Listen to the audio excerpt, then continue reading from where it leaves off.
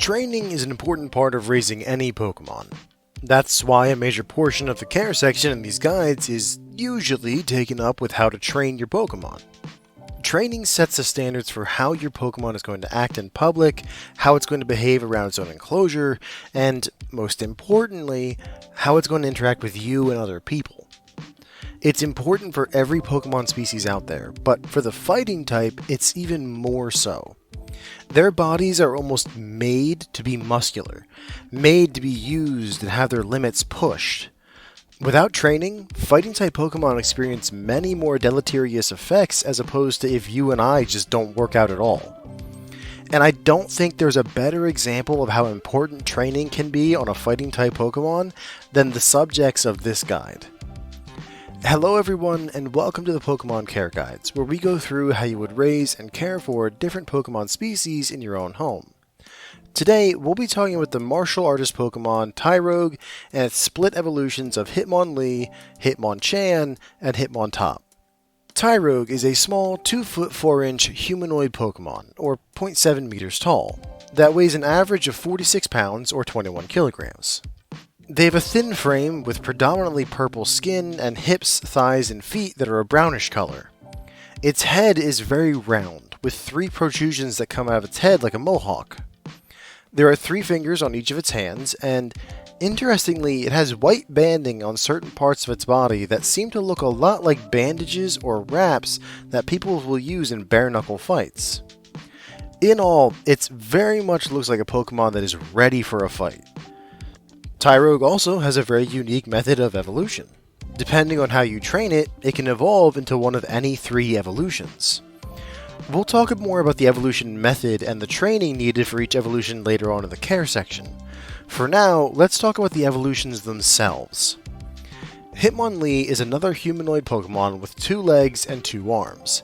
But instead of a head and a neck, they instead have an ovoid brown body with 2 dark eyes situated towards the top. Its legs, and even parts of its arms, look almost like coiled springs, which makes sense when you learn that their legs can actually stretch and extend far beyond what they look like they should. At the end of these legs are 2 large pad-like feet with 3 spiky toes on each. Hitmonlee also gets a lot bigger, now being 5 feet tall, 1.5 meters, and weighing just under 110 pounds, or 50 kilograms. As opposed to that, you could also have evolve into Hitmonchan, who uses their fists more than their legs. Hitmonchan looks very humanoid as well, with all the typical body features a human would have. However, the crown of their head is topped by 5 different protrusions. As well, they look almost like a boxer that's wearing a set of Unova football pads, though all the patterns of clothing or armor is simply skin pigmentation. At the end of Hitmonchan's arms are 2 large masses of muscle, which it uses similar to boxing gloves. Hitmonchan stands slightly shorter than Hitmonlee at 4 foot 7 inches, 1.4 meters, but is actually slightly heavier than its counterpart at just over 110 pounds, or 50.2 kilograms. The last and newest, by human standards, is Hitmontop. Again, this is another humanoid Pokemon, with a round center blue body, 2 arms, and 2 legs. Though, interestingly, this is the only one of the evolution lines that has a tail, which ends in a round blue ball with a spike on it. Its arms and legs are very thin, ending in brown spheres for hands, and its feet are large and blue, with 2 spikes facing towards the front and 1 spike facing backwards. Its head is, to me, the most interesting part of this Pokemon. The main face of the Pokemon is round, much like the rest of its body, but it has strange hair-like protrusions coming off the side of its head to either side. As well, its head is topped by a spike which it uses to balance on and spin, which is how it fights and how it got its name. Hitmontop is also the lightest of the 3 evolutions, coming in at 105.8 pounds, or 48 kilograms. Funny enough, when standing on its feet, it's actually the exact same height as Hitmonchan. In all, with the different evolutions and the different evolution methods, this line is very unique.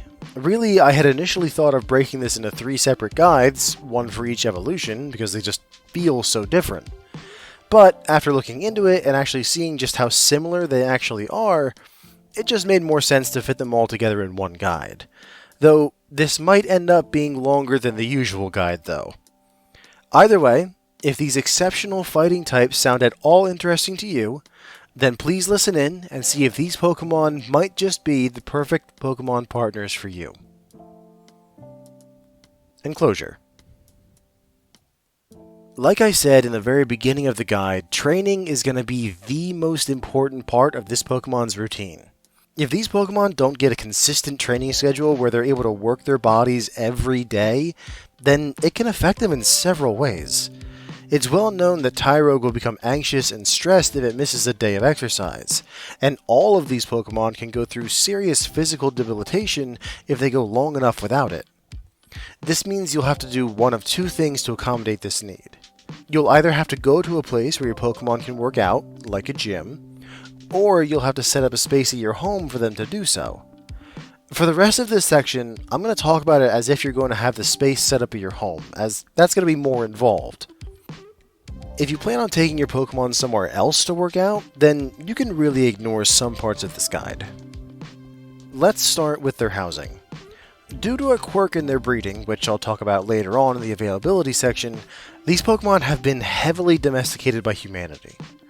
The main effect of this that we're going to focus on for right now is the fact that these Pokemon are very easy to keep in your home. Admittedly, their humanoid proportions do make this a bit odd, but realistically, the best and easiest method of housing these Pokemon is giving them a bed and a room. They are very intelligent, and if you work with them a little bit to lay down the rules of the house and what they can and cannot do inside, then you should have no problems with them at all. So long as they're getting their exercise, that is. If not, then they can be nightmares on the inside of your house. But then again, in that situation, you're also mistreating your Pokemon, and probably shouldn't have it in the first place. As for the workout area, you're going to want a lot of different workout equipment for these guys.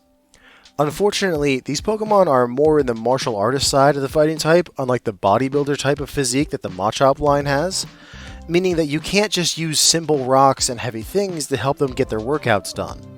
No, these Pokemon have more specific needs than that, and because of that need, you'll need actual workout equipment. I'm talking weights, punching bags, even a ring where they can practice their combat abilities.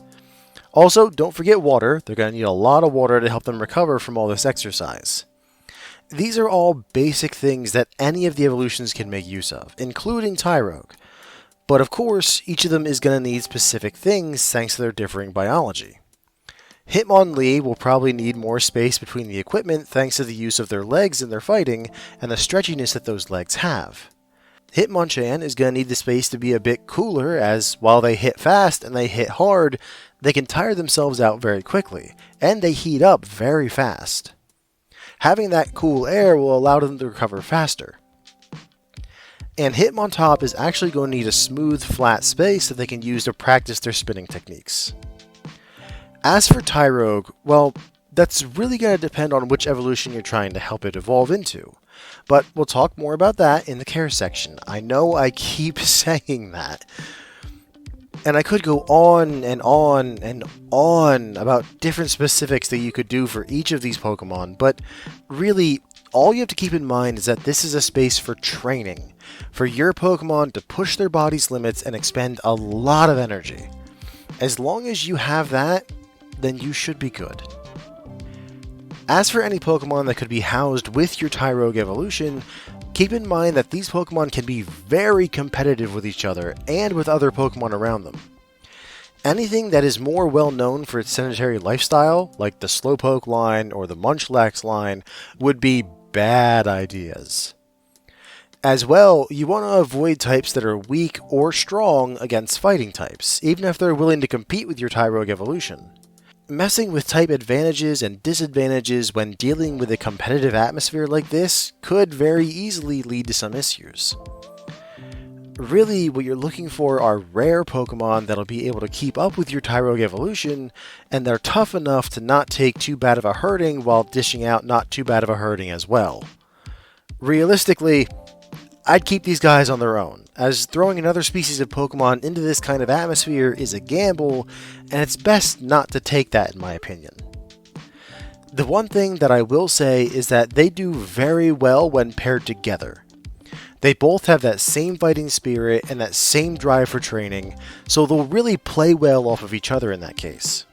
I should especially mention here that Tyrouge will attempt to fight and challenge anything that gets housed with it, even if it's something that it has no hope of beating.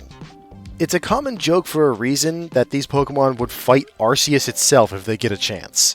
So just be aware of that. Availability. Here's where I have some bad news. These Pokemon aren't that common in the wild, and that's for a reason. The entire species, no matter what evolution you're looking at, is male. Why this is, I'm not sure.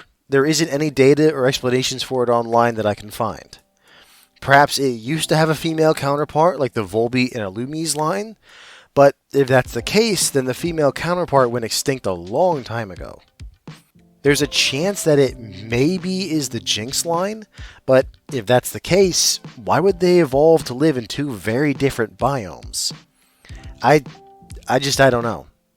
But this lack of a female counterpart almost led to the extinction of the species, which is why there are so few of them left in the wild. Thankfully, after the knowledge of breeding became understood, a major conservation effort was put into place and they started breeding the Tyrouge evolutions with Ditto to try and get the numbers up again. But realistically, this is all a stalling pattern. Without a female of the species, they can't rebuild their numbers without human assistance, and if our efforts were to ever fail or falter, then the line could easily disappear from history. This is why I mentioned earlier that they are so domesticated towards humanity. After generations and generations of the Pokemon being only raised in captivity, the entire line has adapted to live alongside us. And this is also why they are so rare in the wild. Any Tyrouge or Tyrouge evolution that you find is most likely from a breeding program that either got lost in the wilderness or escaped into the wilderness. It's a sad existence, and one that I really hope that we can find a solution to the issue soon. As things stand right now, there are major fears in the scientific community that their genetics will begin to stagnate with such a small gene pool available. Which does bring me to the breeding scene. There are really two different breeding circuits for these Pokemon. The first is the conservation efforts that I mentioned before. These are often run by environmental agencies or things of that nature. If you want to get a Pokemon from these guys, it's usually a lot of work. They're going to investigate you, make sure you have the necessary lifestyle, and are actually able to care for the Pokemon. They'll also probably draw up a contract where they can still call on you if they need the Pokemon for breeding later on down the line. Like I said, it's a lot more work, but they are more numerous than the private breeders. Thanks to their niche care style and the fact that you pretty much have to live and breathe martial arts to be able to care for these Pokemon effectively, the pool of people that actively want to get one of these Pokemon isn't that big. Combine that with the fact that you can only breed these Pokemon through the use of Ditto, which a lot of professional breeders look down on unless you're in desperate straits, and not many people are going to invest in raising these Pokemon. If you don't want to go through the conservation breeders and aren't up for tracking down a wild one, then finding a breeder for these guys won't be an easy journey. Catchability.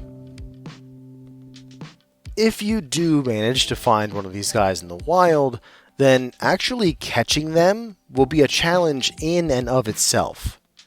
Thanks to their abilities, they are very difficult to actually hit with a Pokeball. When you try, they'll commonly do the old bob and weave and just dodge it. Meaning that your best bet is to battle it and tire it out. Your best bet to do this is to use a flying or psychic type Pokemon. I would recommend a flying type for Hitmonlee and Hitmontop, as they don't really have any moves that a flying type Pokemon would really need to worry about, but for Hitmonchan, the elemental punches that it can learn are very dangerous to flying type Pokemon, so a psychic type would probably be best for that one. And you want to have a decently strong Pokemon as well, since these Pokemon are no slouches in the battle department. As for the type of Pokeball you could use, I would say that a Pokeball or Great Ball would be fine if you find a Tyrouge, and definitely an Ultra Ball for any of the evolutions. Care. Okay, I've been harping on about the training through this entire guide, so let's actually get into it, starting with you. If you end up getting a Tyrouge, which you most likely are, as that's the most common Pokemon for the conservatories and breeders to sell, then you have to be deeply involved in its training. You see, the older evolution styles are more set in their martial arts and fighting styles, so they don't really need someone to come in and show them how to train themselves. And this is because the training affects the evolution. How a Tyrouge gets trained while it's young will influence whether they evolve into a Hitmonchan, a Hitmonlee, or a Hitmontop. This is why the evolutions don't need instruction. They're used to the routines of training, while Tyrouge is not. Unlike the Machamp line, Tyrouge doesn't have an instinctive understanding of how to train itself, but needs that training to be healthy. And if they don't get some instruction in it before they dive into it, they could easily end up doing something wrong and hurting themselves. Think of it like a newbie at the gym trying to deadlift without the correct form and getting hurt. And this is where you come in. You have to train your Tyrouge. You are going to have to teach it how to work out, and more importantly, you are going to have to teach it how to fight, meaning you have to know how to fight. This is why these Pokemon are so limited in their popularity. To effectively raise and house a Tyrouge, you need to be a martial artist yourself, and a good enough one that you can pass on your skills and teach them to someone else, even if that someone else is a Pokemon. The first step to getting and caring for these Pokemon is to have an active lifestyle and learn a martial art. Without those two things, then you don't have the correct basis to teach these Pokemon. And even then, how you teach them and what fighting style you teach them is going to affect them deeply. Like I said, the martial art affects the evolution, meaning you have to decide what method you're going to use to train them. If you teach them to prioritize attack more over defense, then they will eventually evolve into a Hitmonlee, where if you do the opposite, they will evolve into a Hitmonchan. And if you're very careful about it and train them in equal measures of defense and attack, only then can you have them evolve into Hitmontop. Fair warning, the last one is very tricky and very easy to mess up, which is why the evolution wasn't discovered until after the understanding of breeding, when we could really study the Tyrouge evolution method in captivity. Now, I am nowhere near a martial artist. I don't even like to participate in Pokemon battles, so I can't get into the specifics of how to actually train your Pokemon without sounding like an idiot.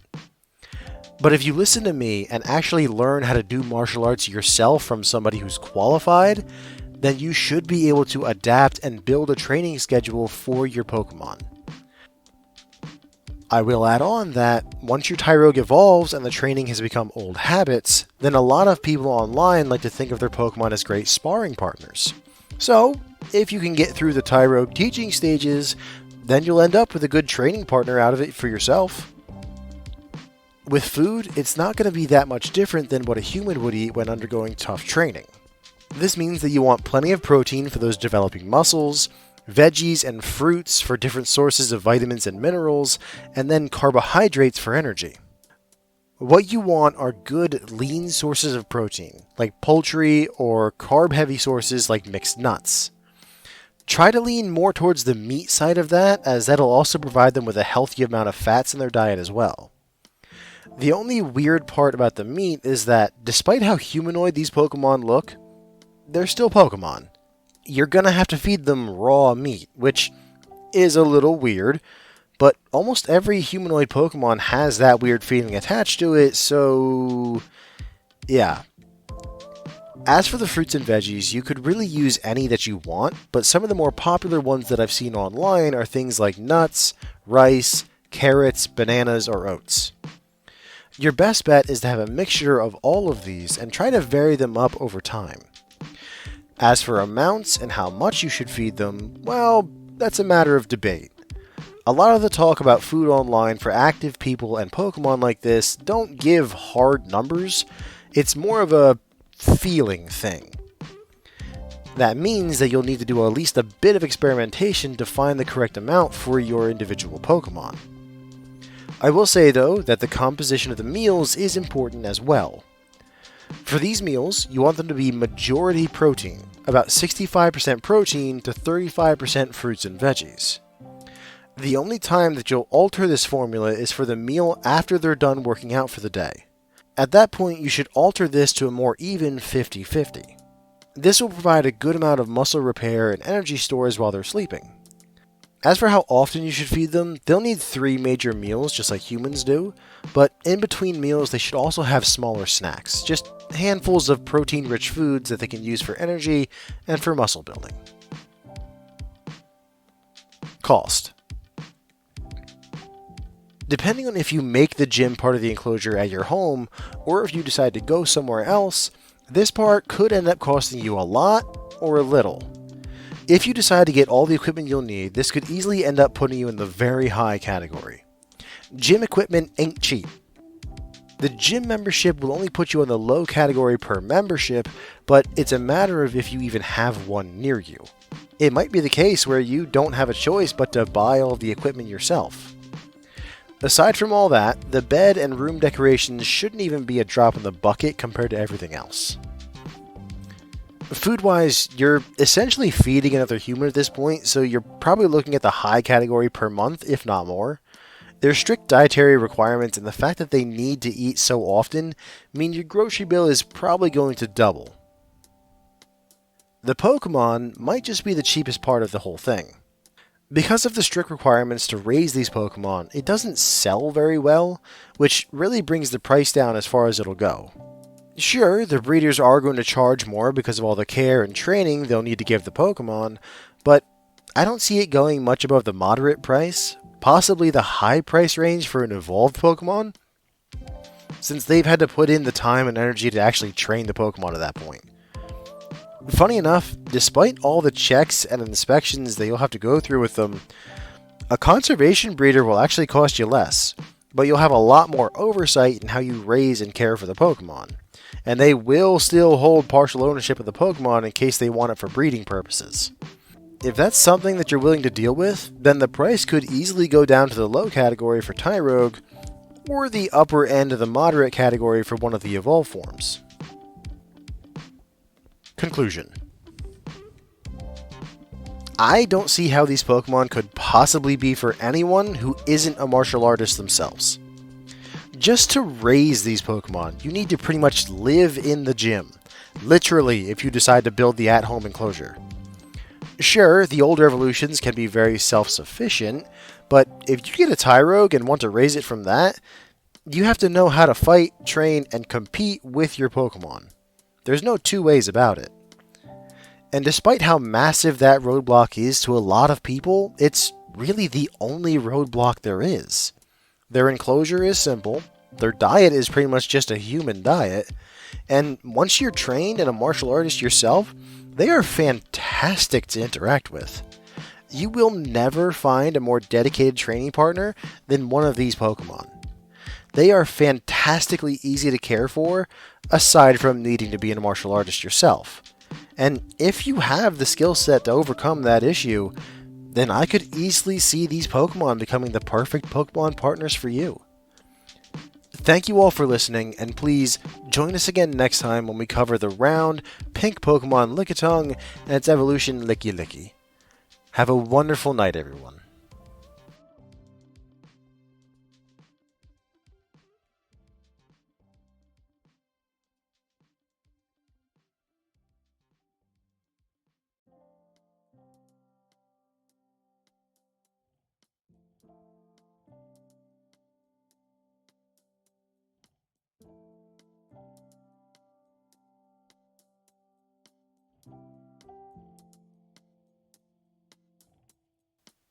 Everyone has those Pokemon lines that they just can't be around. Like for me, my limits are humanoid Pokemon, and ones that have bits that wiggle uncomfortably. The first one is because it just feels weird to have something that looks so human that you can see them acting like a person, because oftentimes they have pretty good intelligence, and then just treat them like you would any other Pokemon. It feels strange to do. And as for the second one, think of things like Pyukumuku or Dugtrio. Just the wiggly, tube-like or tentacle-like parts are just so gross, I can't do it. It's the main reason I only had Miltanks on my farm for about 3 weeks before I had to get rid of them. I couldn't handle the udders. But my point is that everyone has things like that. After looking into this Pokemon line, I find that they fit nicely into both of my categories. Wonderful. Hello everyone, and welcome to the Pokemon Care Guides, where we go through how you would raise and care for different Pokemon species in your own home. Today, we'll be talking about the long-tongued Pokemon Lickitung and its evolution Licky. Lickitung is a bipedal Pokemon with a rounded pink torso, 2 arms, and 2 legs. It has yellow slashes across its stomach as well as yellow rings on its knees. As well, it has a large pink tail and a rounded head. And yes, it often has its tongue hanging out of its mouth. Its tongue, which the species is known for, can stretch to be almost 6 feet long and is used by the Pokemon as an exceptionally prehensile limb. Oh, and it's also covered in a layer of saliva that is both sticky and smells bad. It's just a lovely image to have. These Pokemon tend to stand just under 4 feet tall, or 1.2 meters, and weigh about 144.5 pounds, or 65.5 kilograms. And to top things off, this Pokemon is at the end of its line. Once a Lickitung is able to learn the move Rollout, it triggers the genetics and they evolve into a Licky. Licky stands at about 5 feet 7 inches, 1.7 meters, and clocks in at over double the weight of its first evolution, now being 308.6 pounds or 140 kilos. Licky keeps the same general body plan as Lickitung, just somehow getting more round. Its skin has a deeper pink hue, and the yellow slashes that were across its belly before now look more like a deep yellow Wi-Fi signal, with a white pattern extending from its neck down to its chest. Its tail is also much smaller, and it has appendages on the top of its head that look a lot like a pompadour hairstyle. And it still has the massive tongue, which now can stretch immensely. I think the record that I saw while looking up this species was near 80 feet. And yes, it is still covered in the same sticky, smelly saliva that its pre-evolution had. Ugh, it's just sickening. But I'm sure there are people out there that aren't as grossed out by these Pokemon as I am. And to those of you, I welcome you to listen to the rest of this guide and see if this Pokemon line could possibly be the perfect Pokemon partners for you. Enclosure. There isn't that much to say in this section. Despite how strange their biology is, their enclosure isn't that weird. The main place that they live are forests, and since they don't really need any environmental factors like humidity or high levels of heat, you can keep them in your backyard pretty easily. The only major thing that they need is a big water feature. With the amount of saliva that these Pokemon generate over the course of the day, they have a massive water intake over that day. But that would be the bare minimum, which I would not recommend. With the fact that these Pokemon's saliva is so irritating to bare skin, which, by the way, is something I didn't mention in the intro, their saliva causes massive irritation to the human skin, you really wouldn't want to let them have full run of the yard. Instead, you'll want to section it off in its own part of your yard, essentially giving you 2 yards. One will be the human yard that you and any family members you have ready access to, and a second yard that functions as this Pokemon's enclosure. Like I said before, these Pokemon tend to stick to forested areas, mainly because of one reason: their skin. See, these Pokemon don't have any fur or hair on their bodies, just soft, squishy pink skin. And just like the palest of humans, they burn pretty easily in direct sunlight. So, they've adapted to live in more forested areas, where they get a lot of shade under the trees. It's also where they'll find their preferred prey of small bug-type Pokemon. You'll have to plant some trees or set up the enclosure in a space that has some trees already. Keep in mind the round and large stature of these Pokemon, especially Lickitung.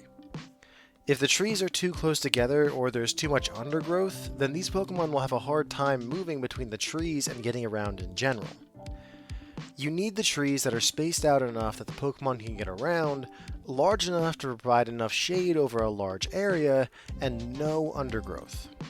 Unfortunately, that means they need to be situated in old-growth forests, where the trees have had a long time to grow and settle themselves in. That will, unfortunately, mean that you have to take years to get the enclosure set up, or you need to import and plant trees that are already well grown, which can be a major expense. But it's what's needed for these Pokemon. As for how big the enclosure should be, it'll need to be fairly large. After all, these Pokemon are comparable to a human in size. For a Lickitung, you'll need something that is 75 to 100 feet on all sides, or 22 3/4 of a meter to 30.5 meters. Licky, with how much bigger they are, will need something that is at least 150 feet on all sides, or nearly 46 meters per side. Thankfully, these aren't the most active Pokemon. Their feeding method and the fact they don't like to go too far from water at any given point means that they are very sedentary overall. If they were much more active, then they would need a much bigger enclosure.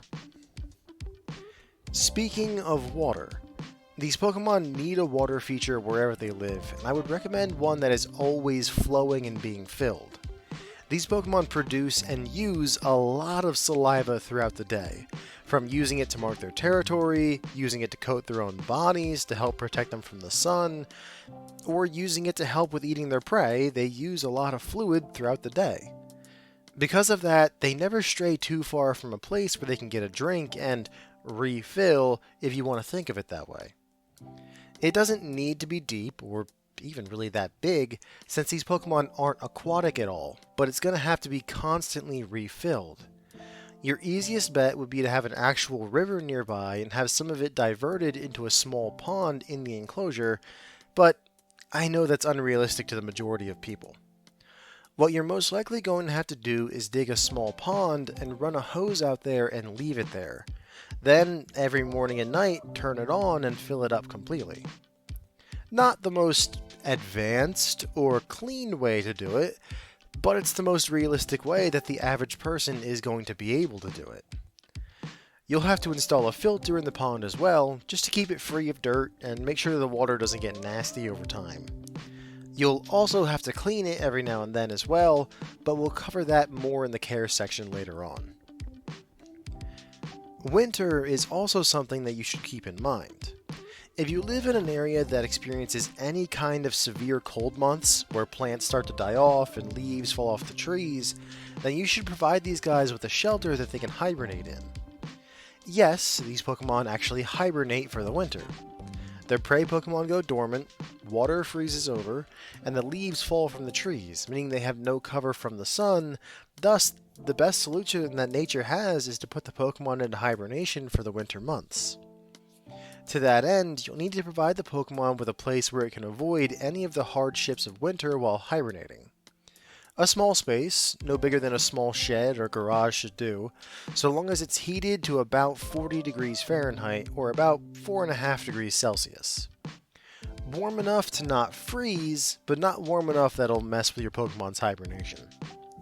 Add in some water for if the Pokemon wakes up at any point, and you should have a good shelter for your Lickitung evolution to ride out the winter. Just be sure to check on them every now and then to be sure they're okay. Last are the Pokemon that can be housed with the Lickitung line. Realistically, you want to avoid anything that isn't a Lickitung evolution. Small Pokemon, especially small bug-type Pokemon like Caterpie or Spinarak, are liable to become prey to these Pokemon. But beyond that, any Pokemon that has bare skin come into contact with these Pokemon's saliva is gonna get an irritating rash and have a reaction. I suppose that a few Steel-type Pokemon that have metal bodies might be able to deal with it, but even then they have eyes and mouths where the saliva can get past that metal hide. The only Pokemon that won't be affected by it might be some of the more caustic poison types like Grimer or Trubbish, but then they would certainly have a negative effect on your Lickiting's health, so even then it's not a good idea. I would only recommend that you house other Lickitung evolutions with them, and even then, not too many. They can handle being together in small groups, but they're more on the solitary end of the social scale. And always remember that the enclosures that I set out for you here are only built to accommodate one Pokemon at a time.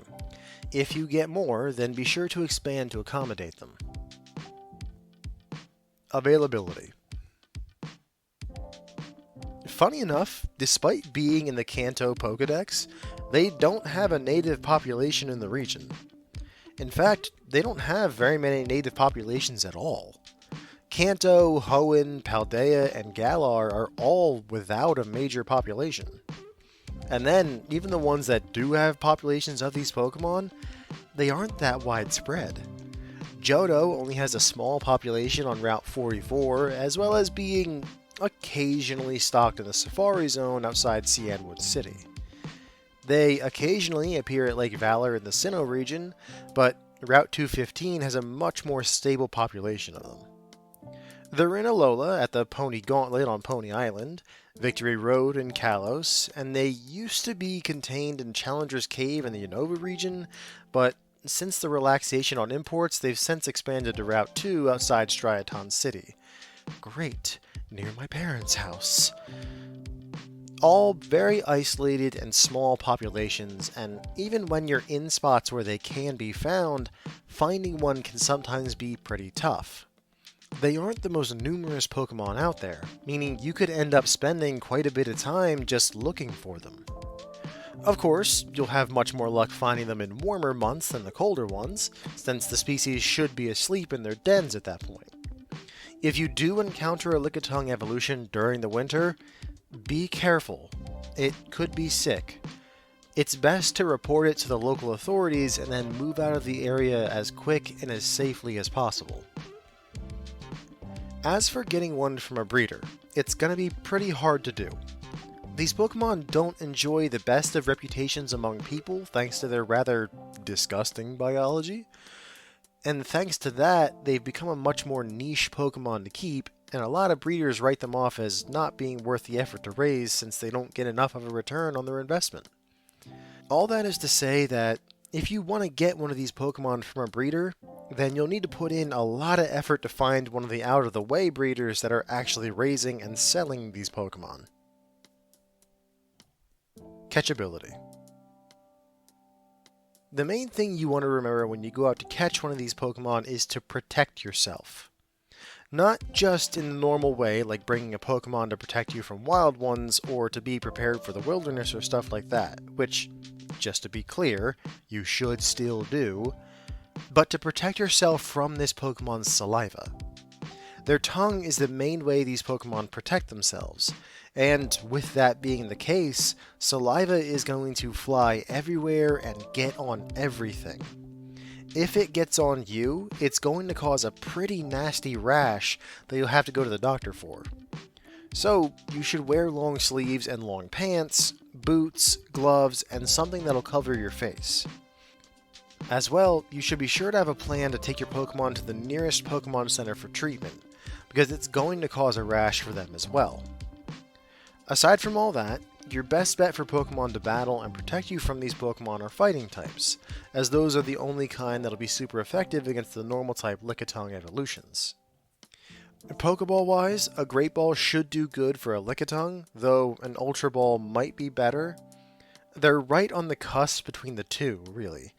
And, of course, Licky will absolutely need an Ultra Ball. Care. A major part of how you're going to interact with these Pokemon is protecting yourself from their saliva. After all, nobody wants to have a Pokemon that's going to send them to the doctors every time they get near it, looking at you, Grimer people. And so, anytime you enter the enclosure to do anything, whether that be cleaning, feeding, or just to spend some time with your Pokemon, you will need to be fully kitted out. Just like I mentioned before in the catchability section, you should have full body coverings that'll prevent the saliva from getting to your skin. Gloves, pants, long sleeves, the works. If even one drop of this saliva gets on your skin, then you will need the doctor. Aside from that, interacting with these Pokemon is really pretty easy. They have average intelligence, average temperament. It'll really be your average training routine. I feel like I've been saying this quite a bit lately, but I wouldn't recommend that you start cuddling these Pokemon, but you can easily get to the point where they're very excited to see you and they run up to you and you can just kind of hang out with them. Food is an area where a lot of you might get turned off from these Pokemon, though if you've made it this far into the guide and haven't gotten turned away yet, then maybe not. These Pokemon are actually ambush predators, believe it or not. Thanks to their long tongues, they are very good at staying in one place, and when prey wanders too close, they lash their tongues out and entrap them. Lickitung is even better, since their tongues can stretch to an incredible 80 feet or 24 1/3 meters. But, as is the common case with ambush predators like this, just setting out the food for them in their enclosure won't really do it for them. You need to do one of two things. Live prey, which has its risks. Even if the prey Pokemon is significantly weaker than your Pokemon, they still might be able to do some damage to your Pokemon before they get eaten, which is never a good thing. Plus, a lot of people just don't have the stomach to feed a living creature to another. To that end, you'll need to essentially puppet the food around so that your Pokemon is willing to strike at it. The best way to do this is to set it up almost like a fishing line. Get a rope and tie a quick release knot around the body of the prey. The best one that I found online for this would probably be the Highwayman's knot, as it can come undone with a sharp, hard tug. Then, once you have your food on a string, enter the Pokemon's enclosure, find your Lickitung evolution, and start fishing. Gently toss the food in the general direction of the Pokemon, and then slowly reel it in. This will drag the food across the ground of the enclosure and look like the prey Pokemon is alive and just walking around. It may take a few tries where you have to rethrow and reset the bait, but eventually your Lickitung evolution should strike with their tongue. They'll wrap their tongue around the prey, and at this point you can give the rope a yank and the knot should fall away, allowing you to pull the rope out of the way as your Pokemon pulls the food into its mouth. It's a rather macabre dance, but it's the most effective and best way to feed these kinds of Pokemon. If, after the first couple of throws, your Pokemon doesn't show any interest in the food, then wait a couple hours and try again later. Thanks to the way they eat, it may take them a while to feel hungry again after a meal. As for what you should be feeding them, the best prey for them would be a whole Caterpie or anything of equivalent size, like Scatterbug or Grubbin. Because of the fact that they eat so much in one meal, you should only be feeding a Lickitung once a day, if that. Like I said, that's a lot of food all at once, so they might take some time to digest it. As for Lickitung, they are much larger, but they still feed on the same prey, so feeding them will only be slightly different. You'll need to increase the amount of food to 2 whole prey Pokemon per day, but you're still going to feed them all at once. Once they eat the first prey Pokemon, then you should immediately start trying to get it to eat the second. It should go for it, as these Pokemon very much stuff themselves when they eat, but if it doesn't, then be sure to try again a couple hours later. This will fluctuate if you have to deal with the winter and hibernation. When the seasons begin to turn and get colder, then the Pokemon will slowly start requiring more food, so that they can pack on the weight. This is completely normal, and should effectively double the amount of feedings as winter begins to set in. Then, as they're hibernating, you won't have to feed them at all, and when they awaken in the spring, then you can return to a normal feeding schedule. There are a few minor things that you're going to have to take care of with these guys. One is cleaning. Of course, you'll have to clean up after the Pokemon itself, but you'll also have to be sure to keep their water source clean as well. Thanks to their saliva, the pond can end up getting kinda gross, like backwash. This can lead to health problems if it isn't addressed, so about once every 2 weeks, you should drain the water from their water source, pulling any saliva water with it and replacing it with fresh water. I know you'll be filling it every day, but that could easily leave nasty stuff in the water otherwise. As well, you should bathe your Pokemon about once a week or so. Not only will this prevent your Pokemon from smelling, thanks to covering itself in its saliva all the time, but it will also help keep your Pokemon healthy. Plenty of things can get stuck on the saliva coating on the Pokemon's body, and if they stay there or get licked up by the Pokemon, then they can end up causing health issues. If you don't see anything major that stands out as a health risk, then you can stick to the once a week schedule.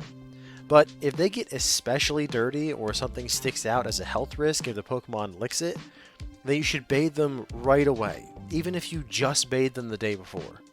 It might be a pain in the butt to handle, but it could be the difference between your Pokemon staying healthy or a trip to the Pokemon Center. Cost. The cost of the enclosure is really going to depend on what your land already looks like. Do you have a bit of forest on your land already? That's going to bring down the price. Do you have a natural river that runs through or along your property? That too is going to bring down the price. If you don't have to do any major terraforming and just need the hibernation shelter and fencing, then I can see this being in the moderate category. But if you need to buy the trees and install the water feature, then it could easily shoot up to the very high category. I also don't see this Pokemon costing you too much to acquire. Their popularity isn't exactly skyrocketing, so the market for finding one of these guys has settled down around the moderate category, mostly because of the time needed to care for a bunch of them all at once. Just keep in mind that, despite that moderate pricing, you still might have a hard time finding one. Food is an area where you're going to be spending quite a bit.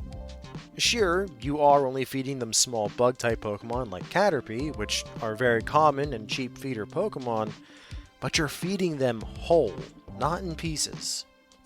Combine that with the fact that you're feeding them an average of 1 a day when it comes to Lickitung, and more than that when it comes to Licky, and you're probably looking at the high category, or maybe even the very high category per month. Conclusion. I understand that I may have some bias when it comes to these Pokemon thanks to my personal dislike. And I've tried to avoid having that come out through the guide. Looking at it now, through all the information that I've found, I can't say that these Pokemon are bad Pokemon. They certainly aren't great, they're definitely for advanced trainers to take care of thanks to the feeding method and the protective gear you need, but among the crowd of advanced level Pokemon, they're probably one of the easiest. I still may not like them, and will never raise any of them myself, but if you want a Pokemon that has some interesting challenges in its care, but aren't too bad overall, then I can see these being the perfect Pokemon partners for you. I'm still going to think that they're really weird and gross. Thank you all for listening, and please join us again next time when we cover the noxious gas Pokemon Coughing and its evolution Wheezing. Have a wonderful night, everyone.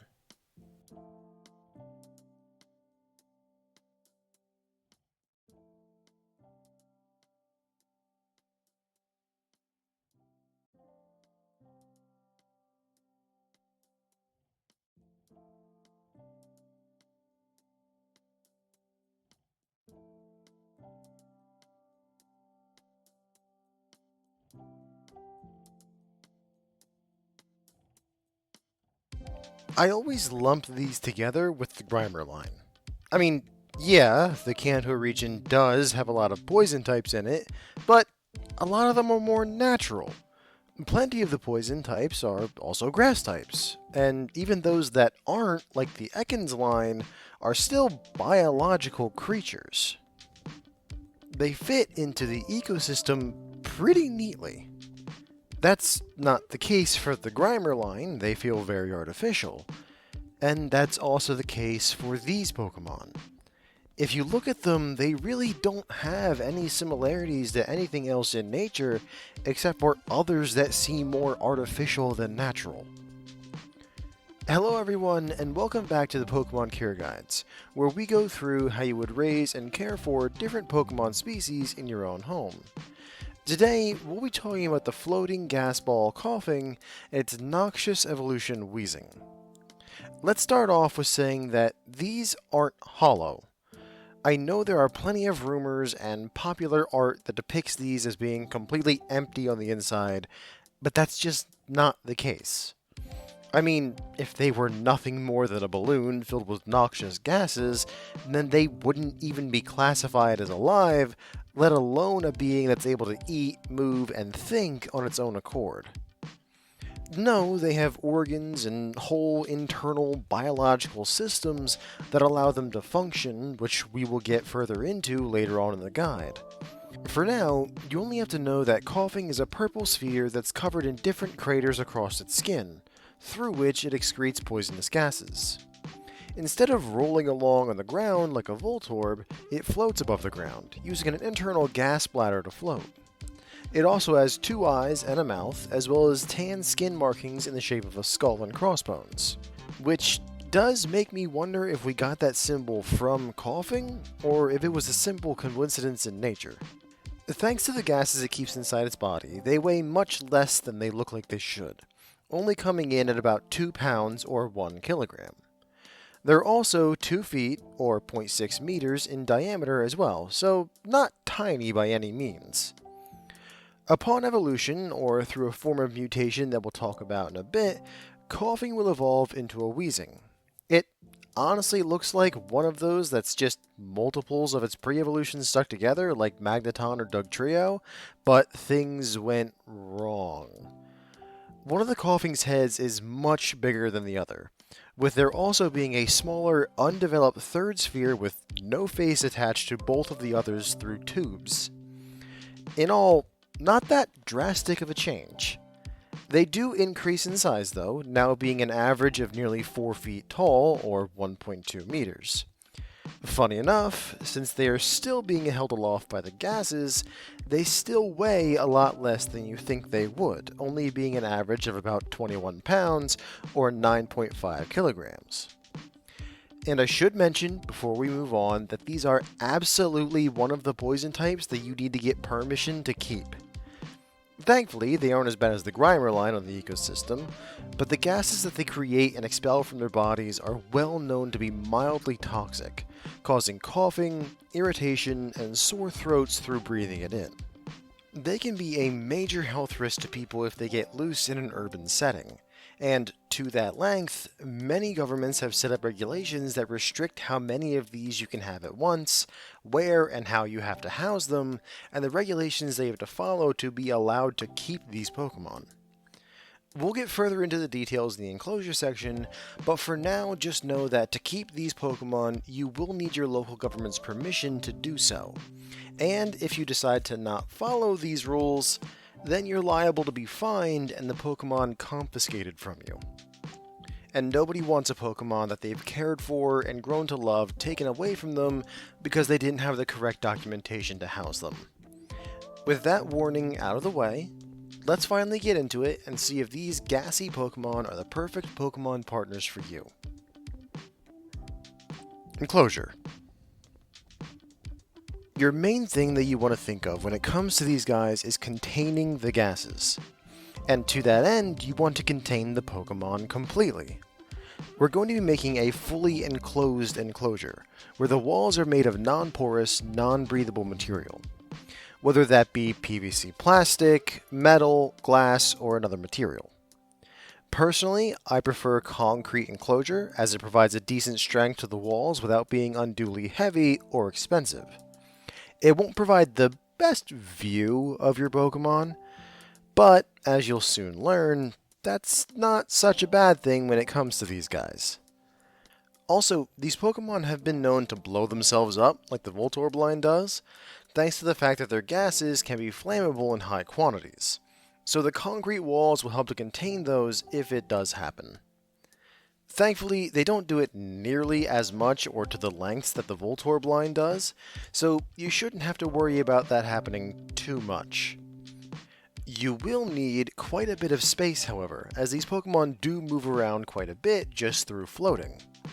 You're looking at a space that's roughly 25 by 25 feet for a Coughing and 40 feet by 40 feet for a Wheezing, with the ceiling being 15 feet tall on both enclosures. That's 7.5 meters for Coughing, 12.1 meters for Wheezing, and both being about 4.5 meters tall. It might seem small, but you have to remember that these are floating, so they're able to make use of the entire space, not just the floor. Like aquatic Pokemon in a fish tank. During the construction, you should also install all of the usual necessary things when we put in an enclosure like this. Lighting, a door for you to enter and exit through, and you can even put in windows if you like. Thanks to these guys not exploding with the force or frequency of the Voltorb line, then it's much less likely for them to shatter those windows. One thing you do have to make sure of is that the windows are sealed tight. If there is even one leak where the gases can escape into the surrounding environment and an inspector finds that leak, you will be staring down the barrel of some major fines. Which reminds me, make sure all of the lights are sealed off from the internal air of the enclosure. With the gases being flammable in higher quantities, you don't want to have the electricity from the lights coming on and causing an unfortunate explosion. Speaking of the gases, one of the biggest differences to this enclosure as opposed to others of its kind is the ventilation system that you'll need. One, of course you'll have a way for fresh air to get in, after all the Pokemon does need to breathe, but the more important part is the outflow. Like I said, the gases that these Pokemon emit are not great for the surrounding air quality, and if you just release them into the surrounding air, then not only are you poisoning the surrounding air for you and any other people and Pokemon that are nearby, you will get hit with a big fine just for doing so. But you can't just leave the gases in the enclosure to build up over time. That's not good for the Pokemon at all, as they can't even breathe or function in areas where their gases get too concentrated. It's a waste product after all, and last I checked, we can't survive in an environment of our own waste product, so it makes sense that they wouldn't be able to survive in theirs either.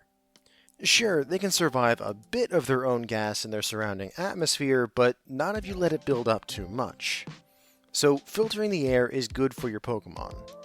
And if you let the gases build up too much, you're going to be essentially making a bomb. Like I said, their gases are flammable, and if you let it build up to high concentrations in the environment and one of your Pokemon decides to self-destruct, then you'll have a much larger and much more dangerous boom going on your hands. All that to say that an air filtration system is very important for these guys. The issue comes with how complex of a system that you'll need. Separating out certain gases from the air isn't an easy thing, and is much harder to do than filtering something out of water. What you're going to need is a system of 3 chambers, all designed to pull more and more of the gases out of the air that passes through them. The first chamber is going to be your regular old filter. As the air gets pulled through it, the filter will trap some of the larger particulates and a few of the smaller bits that pass through it. Think of it like the air filter in your car. After that, the next chamber will be full of activated charcoal. This chamber is used to trap anything microbiotic and any heavy metals that are still in the air. From here, it'll get pushed through to the last chamber, which will be full of flowing salt water. Here, the water and salt should help trap the rest of whatever is left in the air from the gases. At that point, the air coming out the other end should be clean enough. It won't be perfect, fresh air that you want to sniff out of the exhaust, but it will be within environmental regulations so you avoid any fines and won't be toxic enough to really affect the surrounding air. At least, not terribly. The major pain with this system is the maintenance that you have to do with it, but we'll cover that more in the care section. Your other option to this is to have a system that pulls in and traps the air in large canisters, compressing it and storing it, and then you have someone come in to exchange the tank for a new empty one.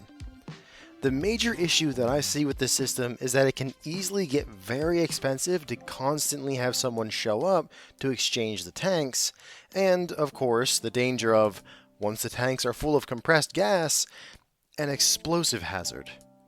The filter system, while needing more maintenance and more upfront cost, just seems the better, safer option in my mind. Lastly, let's talk about any Pokemon that could be housed with them. I'm sure, surprising nobody, there aren't that many that can be put in the same space as these guys. Like with the Grimer evolution, putting anything that needs to breathe in the same area as the coughing line is going to end badly. Even many of the less organic Pokemon lines who don't need to breathe might not be a good idea. Just a few examples are the Magnemite line, as the electricity could set the gases off, or the Baltoy line, as with their psychic abilities, if they attack your coughing evolution, it's not going to end well there either. It might just be best to avoid any other species, which brings us to talking about other coughing evolutions. They will get along if you put the evolutions together.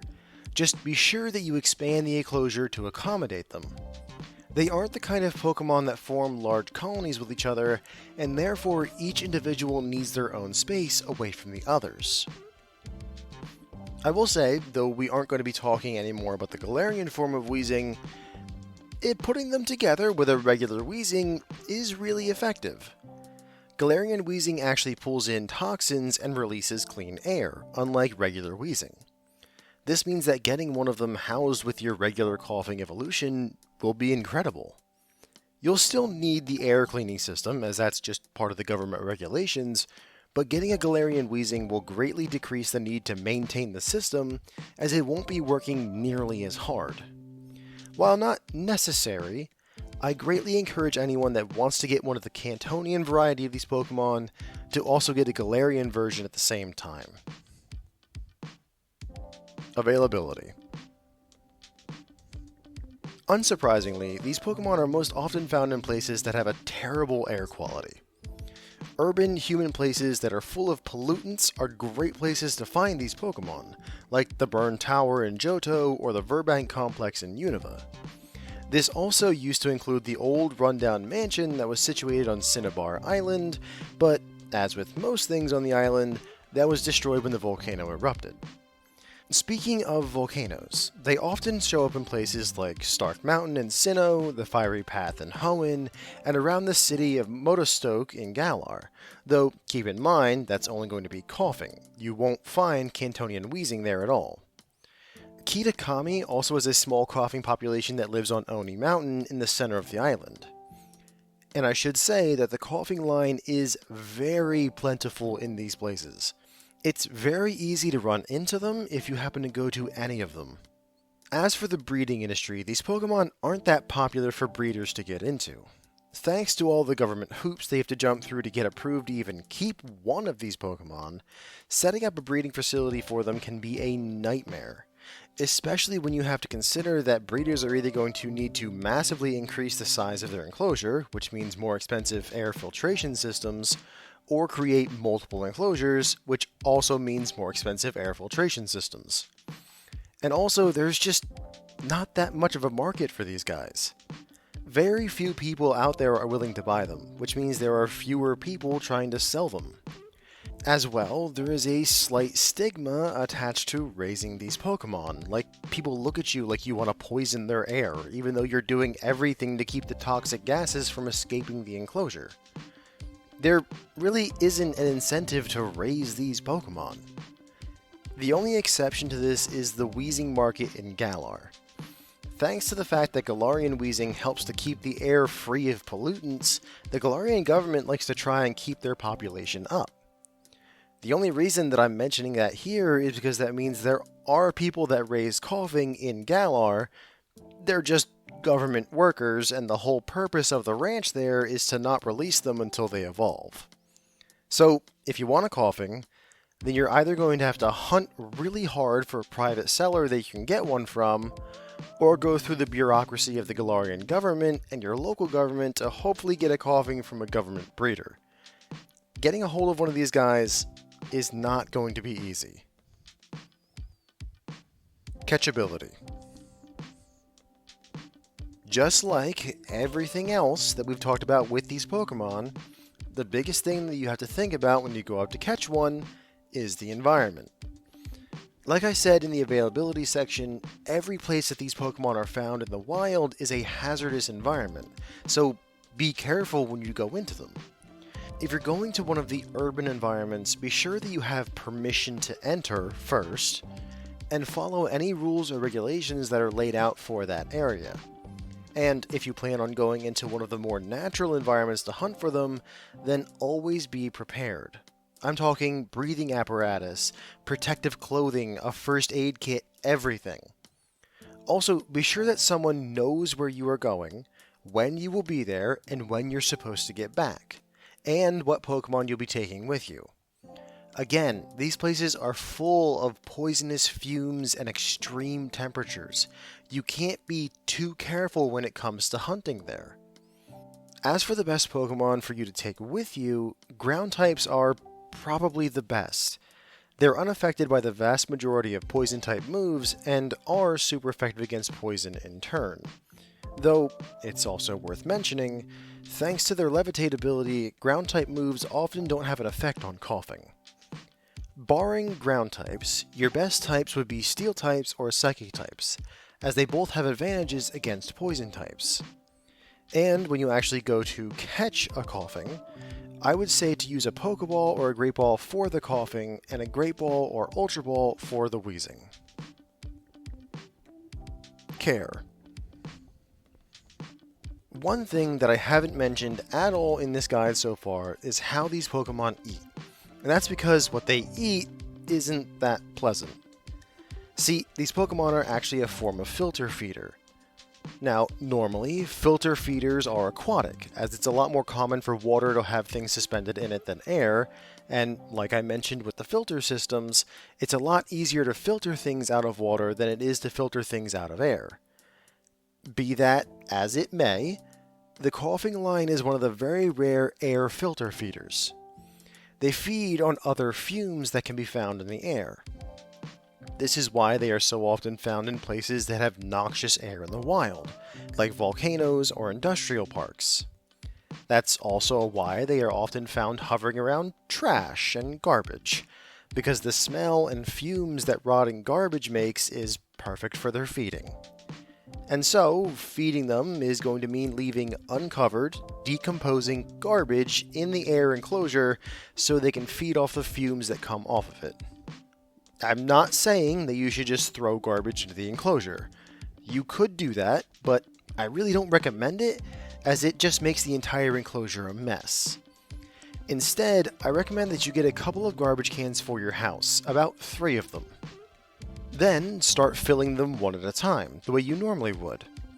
The only thing that you're going to do here that's slightly weird is not use a garbage bag, as a lot of normal bags hold in and constrain the smell and fumes that come off your garbage. So, when the first garbage can is full, you wheel it into your coughing's enclosure, and pull the lid off and leave it there. That's it, really. You don't have to worry about amounts for these Pokemon, as the fumes coming off the garbage aren't going to run out at all. And if you leave the can in the enclosure for the Pokemon, then you don't have to worry about a feeding schedule at all. It's really an easy, yet gross, method of feeding. However, I don't recommend leaving the garbage there indefinitely. It's going to start to decompose and rot, and then it's a health risk to your Pokemon once it reaches a certain point. Remember, they only eat the fumes coming off the garbage. Any bacteria that grows on the garbage could still possibly infect your Pokemon. Realistically, you want to change out the garbage fairly regularly, which is where the other cans come in. Once you move one of the cans into the enclosure, start to fill up another one. Then, when that second one gets full, move that into the enclosure, pull the first one out, and set it out for the garbage men to come and take away. This is why I recommended having 3 cans. That way you can have one at the curb for the garbage men, one in the enclosure with your Pokemon, and then the last one that you're currently filling. And then you continue the rotation. One thing I should mention with this is that you might want to check with your local regulations regarding garbage pickup. Some of them may have rules regarding unbagged garbage, meaning you might end up with the unpleasant task of having to rebag all of the garbage that you had sitting in the Koffing's enclosure. Nowhere near a pleasant job, I know, but if you're not willing to handle the garbage, then I'd have to say that these Pokemon might not be the best fit for you. Which brings us to cleaning. A big part of caring for these Pokemon is going to be maintenance and cleaning of their enclosure and other things, like the filtration system. Over time, you'll have to open up the filtration system and clean out all the gross material that's been filtered out over time. When you do this, be sure that you're wearing full body protection, as it's going to be full of toxins that have built up over time. You especially want to cover up your eyes and protect your airways, as those will be the areas that will be most heavily affected by the toxins. The first chamber should be the easiest for you to deal with. It's a simple filter that you pull out and replace with a fresh one, much like the air filters in your car again. The charcoal will similarly be a simple switch out, though you may want to scrub the insides of the holding tank. Charcoal has a habit of leaving a coating on everything it touches, and if you don't clean out the tank, then that residue can build up over time and clog the system. If you just wipe it out every time you change the charcoal, then that should prevent that from becoming an expensive issue to fix. The same will have to be done with the salt water. This is the part that you have to be extra careful with. Since it's in liquid form, it's very easy to not keep track of all of it and for it to get into your body. Drain the water from the tank, and after it's empty, clean the inside of the tank well with fresh water and soap. This isn't only to get rid of any lingering toxins, but also to break up any salt that's sticking to the inside of the tank. As anyone who has to drive on roads that have been salted for the winter knows, salt eats away at everything it comes into contact with. So as you're scrubbing away on the inside, be sure to check the integrity of the tank. If you see any places where the metal is starting to corrode or the seal is starting to break down, then you should get on replacing that immediately. After that, once you're done cleaning and checking the tank, refill it with fresh salt water, and you should be done. As for all the contaminated material that you just pulled out, it'll have to be placed in appropriate biohazard waste disposal units, and you'll have to contact a company that's certified to get rid of it. Thanks to its toxic nature, you can't just throw it away in your normal garbage. And if anyone notices you doing it, then you're going to be hit with some, let's say it with me, hefty fines. Which brings me to the regular inspections that you're going to have to go through. Thanks to their noxious existence, no offense to the Pokemon, you're going to need to constantly have environmental safety regulators come out to your property to inspect the enclosure and make sure that it and the Pokemon are being cared for correctly. The frequency of these visits depends on region and local laws, but if the inspector finds something wrong about your enclosure or your care for the Pokemon, then they can cite you with anything from a warning to a fine to having your Pokemon confiscated and your license to raise them revoked. If you want to keep these Pokemon, then it is vital that you prioritize scheduling and passing these inspections, which is what a lot of the cleaning is about. Another thing that you're going to have to clean regularly are the garbage cans that you're using for food.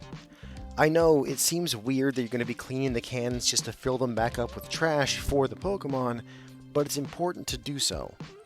Like I said, any harmful bacteria that grows on the garbage can easily harm your Pokemon, so you have to keep the cans clean so that your garbage doesn't get dirty.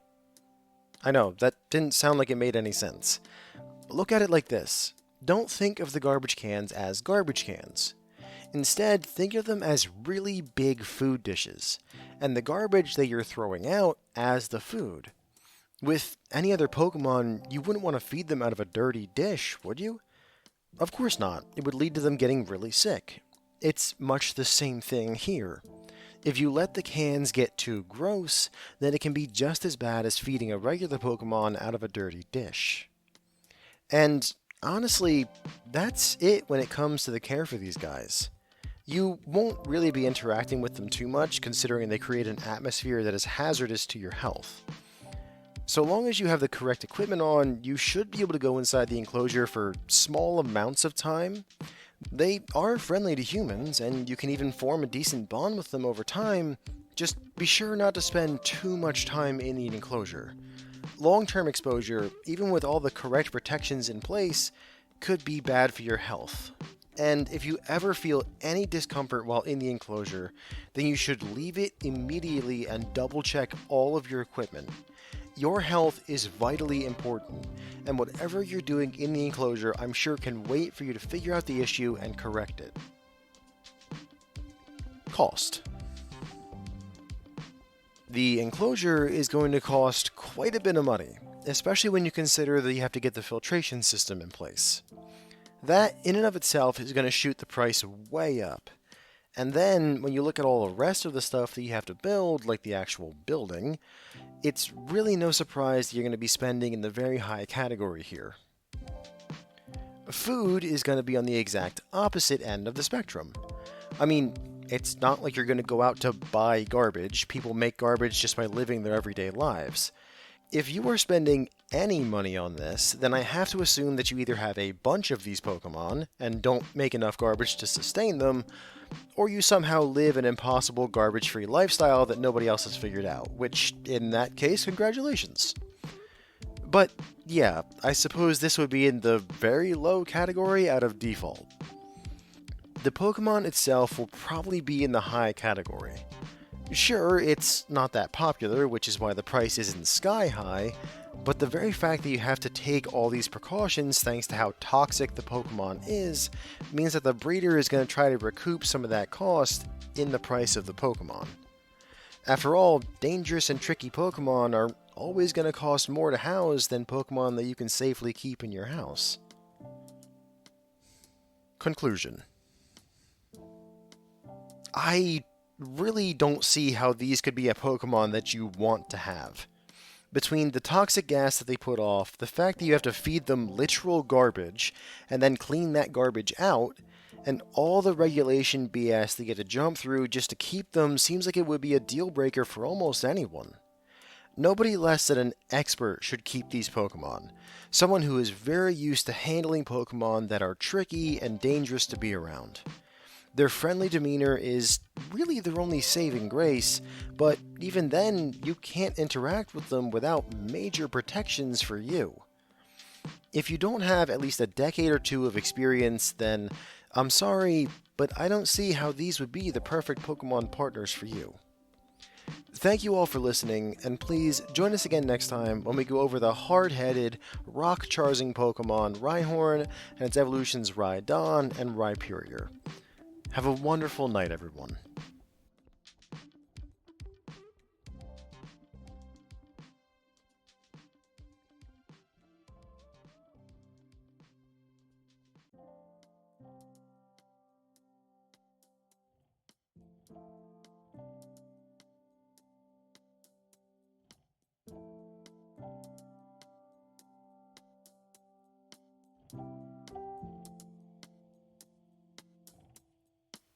I'm sure that the sport that the majority of you are aware of is Pokemon battling. It's such a phenomenon around the world that every young kid dreams of eventually taking on the Gym Badge Challenge and then taking their team of highly trained Pokemon to the Pokemon League of their region. There are entire industries dedicated to handling that sport. I'm talking video games, books, shows, documentaries, all about Pokemon battling. And it's even healthy for the Pokemon to do, as Pokemon, when taking a wide look at the whole of the Pokemon world, are very competitive. But aside from that, there are also many smaller and more niche sports around the world. Fighting Pokemon competitions, Pokemon contests, and one that is entirely centered around the subject of this guide, Rhyhorn racing. Hello everyone, and welcome back to the Pokemon Care Guides, where we go through how you would raise and care for different Pokemon species in your own home. Today, we'll be talking about the armor-plated, charging Pokemon Rhyhorn and its evolutions Rhydon and Rhyperior. Rhyhorn is a quadrupedal Pokemon with squat legs and a thick, wide-set body. It is entirely covered in stone plates that give it an armored look.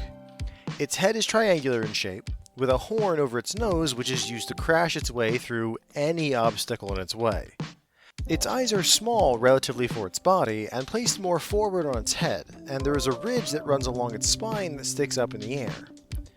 Rhyhorn is fairly short, only standing about 3 feet at 3 inches tall, or 1 meter, but weighing an incredible 253.5 pounds, or 115 kilos. That's pretty big for a first stage evolution, and they only get bigger when they evolve into a Rhydon. Rhydon become bipedal, which explains why they are now 6 foot 3 inches, or 1.9 meters.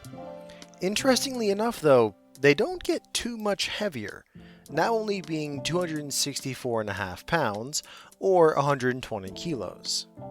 They're still covered in stone armor plates, though it's much smoother on Rhydon than it is on Rhyhorn. Its belly is now covered in tan armor plates as well, and its head is completely changed from how it was as a Rhyhorn. It now has large ears on the top of its head, its mouth is now much larger, and the horn that was before part of the armor plating now is separate from the armor and is able to spin like a drill. As well, Rhydon has a long tail that it mostly uses to counterbalance its heavy front end. Now, if this was a couple decades ago, then that's where the evolutionary stages would end. In nature, they only reach the second stage. But, years ago, scientists discovered an odd genetic abnormality in the Rhyhorn line, and specifically in Rhydon, along with a few other species. They developed items that, when these Pokemon were exposed to an electrical current while holding the item, like traveling through a trading machine, for example, that genetic abnormality would trigger, and they would evolve once again. For a Rhydon, this would change it into a Rhyperior. This stage is massive, even when you compare it to a human. They stand near 8 feet tall, or 2.5 meters, and weigh an incredible 623.5 pounds, which comes out to be 282.8 kilos. That is a massive Pokemon. It has a much rounder body plan than it did before, with orange protective plates covering a lot of its torso, head, and some of its arms. Its arms have also grown and lengthened, now with a hole in the palm that they can use to launch rocks at high speeds like cannons.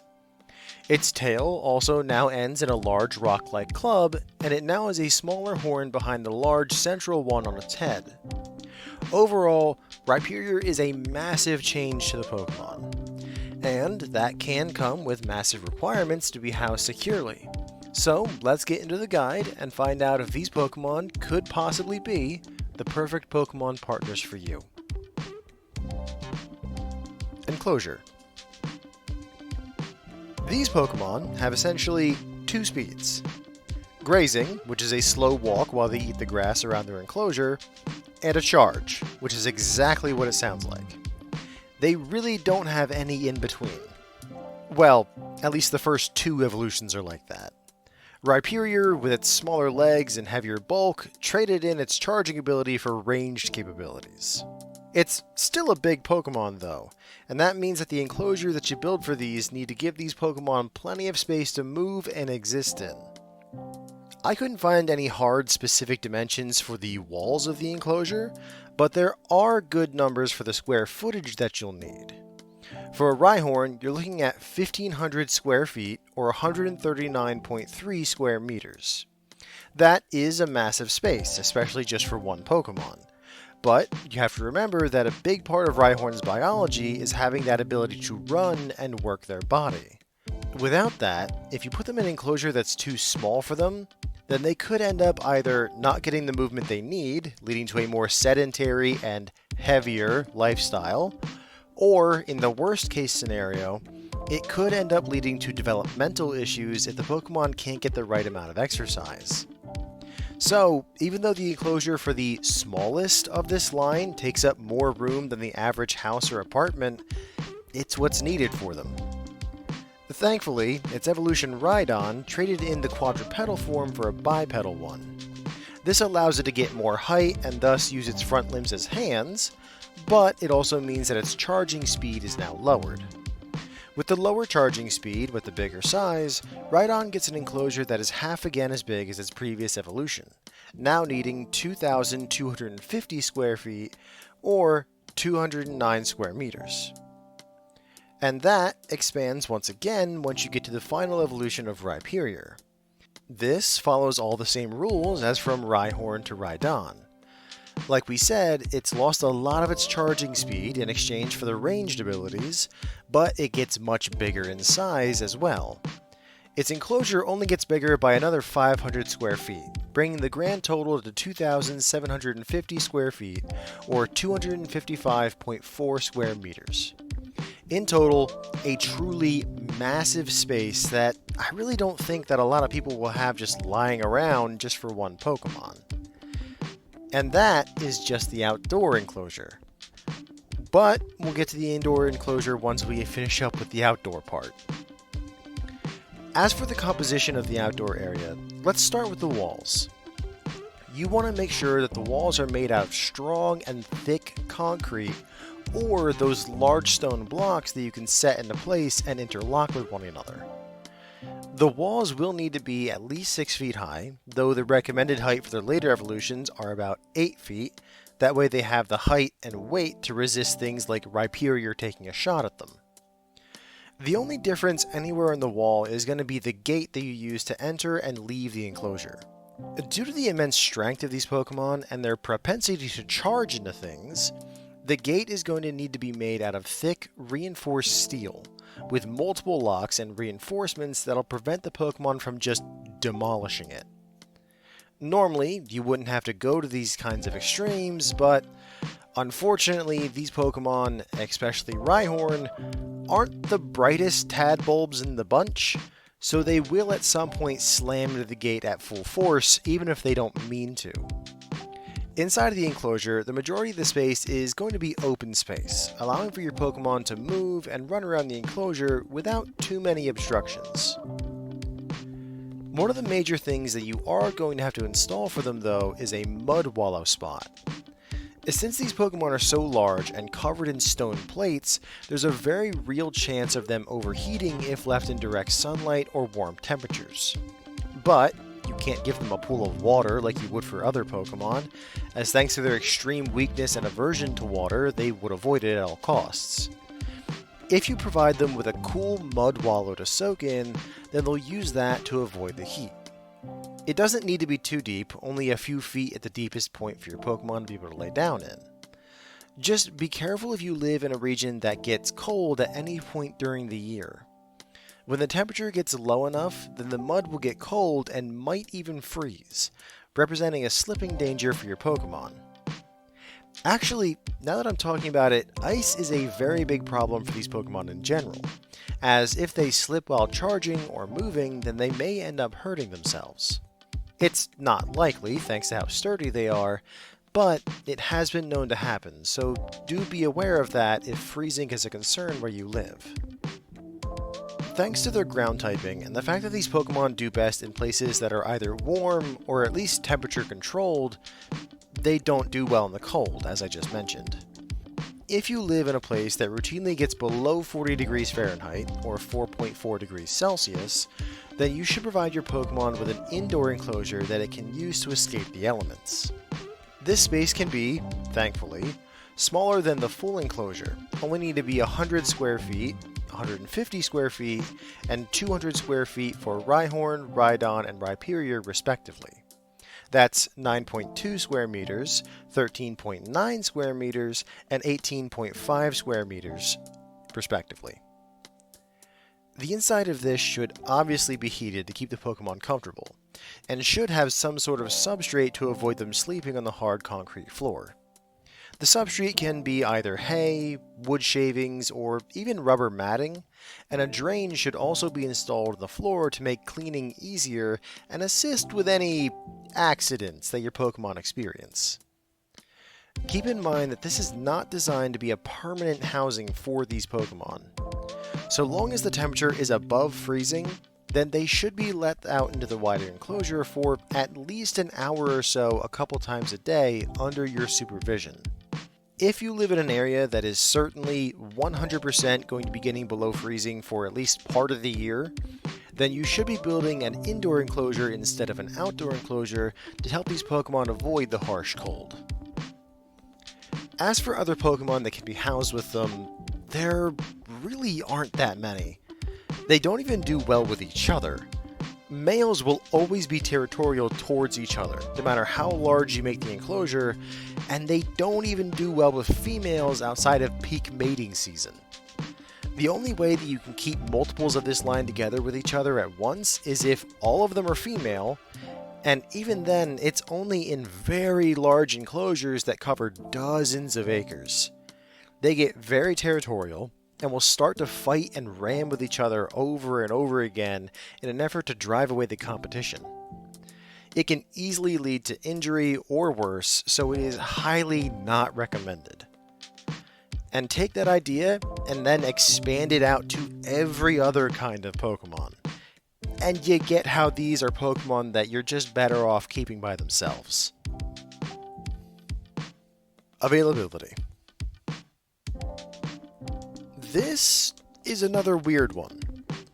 When you look at the Pokemon and see how it acts normally, you would assume that it would do best in wide open areas, places that are warm and offer spots where the propensity to charge things would be best utilized. And in a few areas, that's exactly what you find. Places like all over Galar, Blush Mountain in Alola, or routes 227 and 214 in Sinnoh, though the last one is a bit colder than the others due to it being in the Sinnoh region and away from Stark Mountain. And, of course, you have the man-made areas where they live in those kinds of environments, like the Safari Zone in Johto and at Blueberry Academy. Even the old Kanto Safari Zone had these Pokemon in a wide-open space, which makes it so baffling that they can also be found in places that make no sense for them. Caves or mountains that don't give them what they should need to be comfortable and happy, yet they persist in living there all the same. Places like multiple different Victory Roads, White Forest in Unova, Cerulean Cave in Kanto, and they even live on Stark Mountain in Sinnoh. It makes no sense.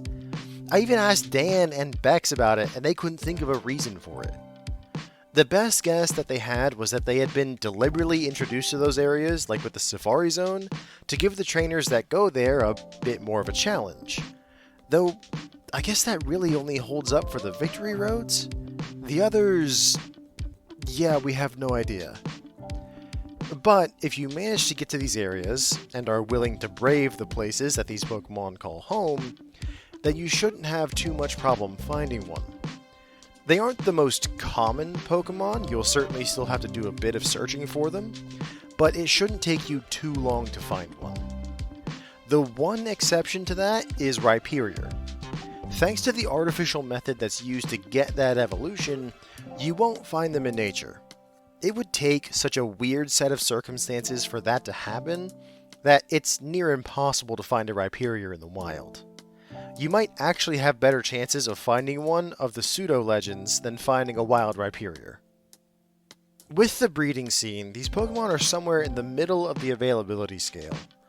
It takes a bunch of space and time and resources to raise these Pokemon, which, as you all know by now, means there aren't that many people that are willing to invest that kind of capital in a Pokemon that not many people want to have as a home companion. The one saving grace for these guys is the racing scene that I mentioned in the intro to this guide. In places where Rhyhorn racing is pretty popular, like in Kalos, you'll find breeders around that are breeding Rhyhorn specifically for that. This does unfortunately mean that they charge more because they're high-end Rhyhorn, and if you want one of the later evolutions, you'll have to evolve it yourself, but at least you'll be able to find one, unlike regions where the sport isn't as popular. And I guess they do come pre-trained for racing, which, I'll be honest, I have no idea how they do that. Catchability. If you decide to go out and catch one of these guys, then the main thing that you have to keep in mind is that they are oftentimes found in dangerous or hard to get to places. Stark Mountain is an active volcano, so going to it and its surrounding areas is heavily discouraged.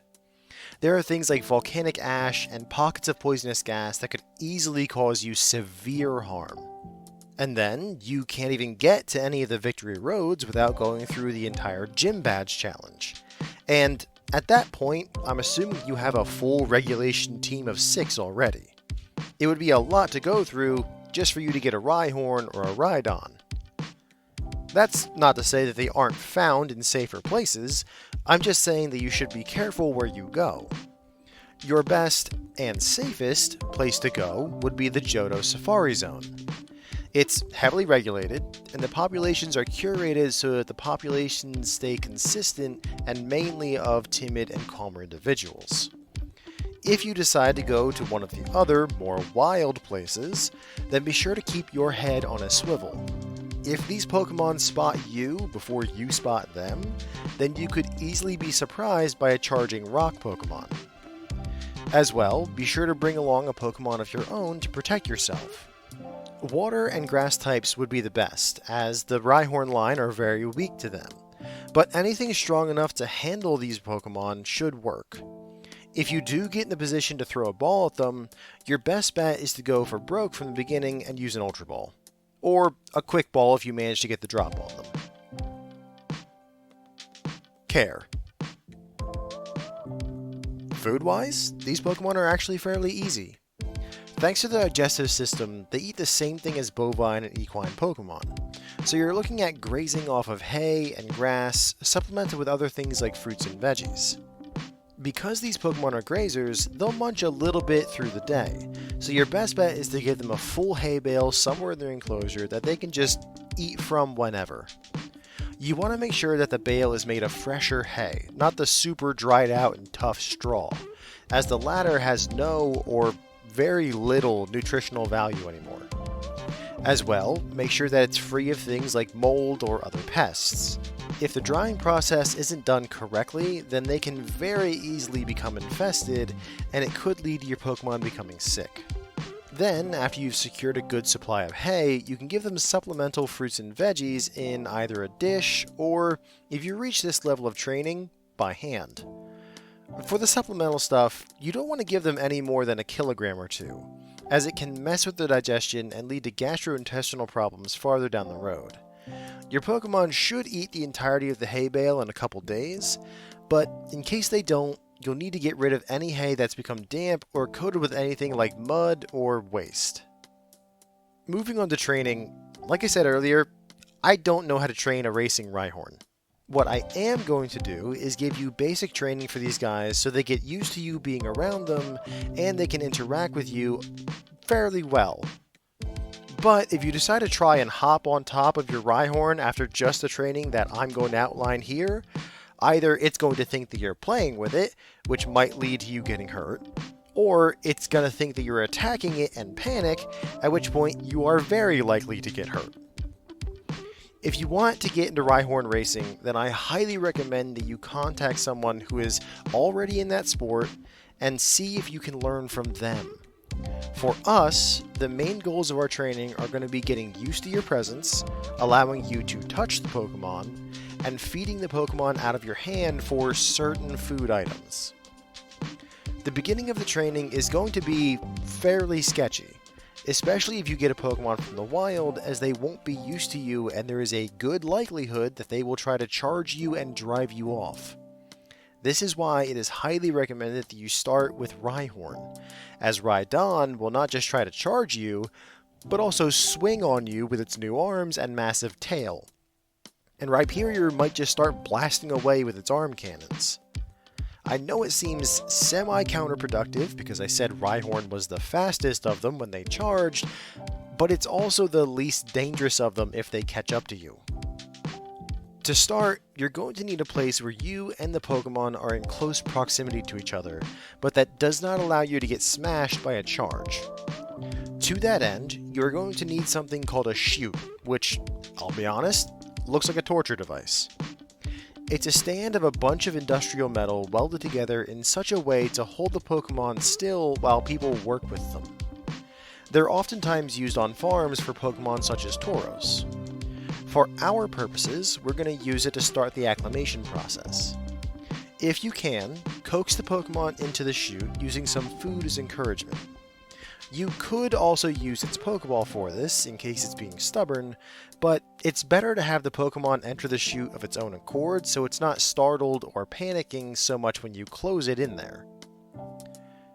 From that point, you want to gently interact with it in ways like placing your hands on the Pokemon, speaking to it in a gentle and reassuring manner, and inspecting it for any injury or issues.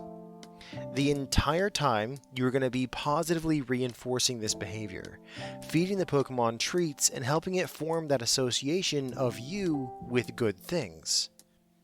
Slowly, over time, the Pokemon will grow to be used to you being around it and will not be so cautious when you're nearby, as well as forming that positive connection I mentioned that food comes from you.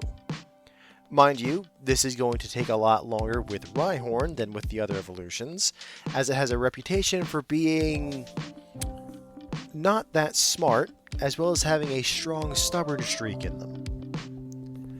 The next step is when training is going to be at its most dangerous.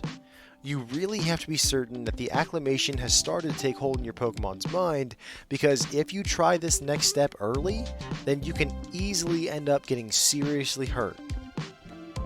When you are certain that the Pokemon is used to you being around them, then you're going to stop using the chute and get into the enclosure with the Pokemon. It is vitally important throughout this entire step that you 1. Keep an eye on the Pokemon, 2. Keep its Pokeball on you at all times, and 3. At least in the beginning, don't get too far from the gate. If you see these Pokemon start to charge towards you, then you should get out of there as soon as possible, and if that's not an option, use its Pokeball. Your safety is the most important thing in all of this. If the Pokemon is okay with you existing in the enclosure without charging you, then you should slowly start moving closer to it. Right now, you're just trying to establish how close you can get before the Pokemon becomes uncomfortable. You'll know this when your Pokemon starts turning to face you and then starts swinging its head around, almost like it's showing its horn off to you. At that point, you're going to start bribing with food. Hold out a handful of hay and try to coax them closer with it. They may not approach right away, which in that case, then you should place the food down and back away to a distance where your Pokemon feels comfortable. And from there, you're going to repeat this process day after day. Fair warning, these Pokemon, especially Rhyhorn, are very well known for their stubbornness, and again, aren't that bright. So it can take a very long time to get these Pokemon to change their minds about you and start feeling comfortable around you. Eventually, though, you should be able to put the food on the ground closer and closer to your Pokemon, until the Pokemon is able to eat straight out of your hand. At that point, your training is pretty much done. Sure, you could work on petting them and eventually being able to touch them without worry or bribe, but that's really just an extension of what I've already told you. Just remember that sudden movements might startle your Pokemon, and try to avoid any negative interaction between you and them. Something like that could easily set your training back days or even weeks, which is going to be a major pain. One last thing to keep an eye on with the Rhyhorn line is to keep an eye on their stone armor, especially with the first 2 evolutions. With how much these Pokemon use their nose horns to smash into and break through things like trees and stone, there is a very small chance that it can damage their armor. It's not common, as that's what those armored horns are designed for, but occasionally the stone around the horn, or even the horn itself, will crack and chip. If that happens, make the Pokemon Center appointment immediately. If those damaged parts are used after that, there's a chance that your Pokemon could break them even further and cause a major injury to themselves. At the Pokemon Center, they should be able to deal with any cracks or chips before it evolves into a full-fledged injury. Like I said, all of this is a very small chance to happen, but in my research for this guide, I came across some horror stories of this happening, so I wanted to mention it. Cost. There's no two ways about it. This Pokemon is going to be expensive for you to get. Thanks to how much time and effort and resources go into the raising of a breeding population of these Pokemon, I don't see anyone selling them for less than the very high category. I mean, for Arceus' sake, even trying to get one from the wild can be pretty expensive since they tend to live in places that only professional trainers should go to. Either way, you'll be spending a lot of money just to get the Pokemon you want. And that is just for a Rhyhorn. For a Rhydon or even a Rhyperior, then you're looking at spending much more. And the Enclosure isn't going to be that different. Sure, it's not that complex, but thanks to how the space is set up and how much space these Pokemon need, it's going to be a lot to get things set up correctly. Add in the fact that you'll need an indoor enclosure if your area gets cold at any point in the year, and the stuff you'll need for training, like the chute, and this will easily put you into the very high category. Food is the one place where you can try to save a bit of money with these Pokemon. A bale of hay, even the good, expensive stuff, shouldn't cost you too much. Oftentimes, they're even sold in bulk for bovine and equine Pokemon, so you should be able to get a good deal for that. The most that you're going to spend here is for the supplemental fruits and veggies, but even with that included, I don't see you going above the moderate price per month in this category. Conclusion. I'll admit, I thought these guys were going to be a lot worse than they actually were. After all, when you hear about this line, the first thing that pops into your mind are things about them charging and not stopping, or how stubborn and thick-headed they can be. But I'm pleasantly surprised to say that they aren't that bad. Yes, that reputation is well earned, but they aren't any worse than any other advanced level Pokemon. I would say that these aren't great for beginner trainers, but anyone who has experience raising stubborn Pokemon, or has the patience to train them and has the space for these Pokemon, could easily end up finding out that these are the perfect Pokemon partners for them. Thank you all for listening, and please join us again next time when we talk about the caring, nurse-like Pokemon Happiny and its evolutions Chansey and Blissey. Have a wonderful night, everyone.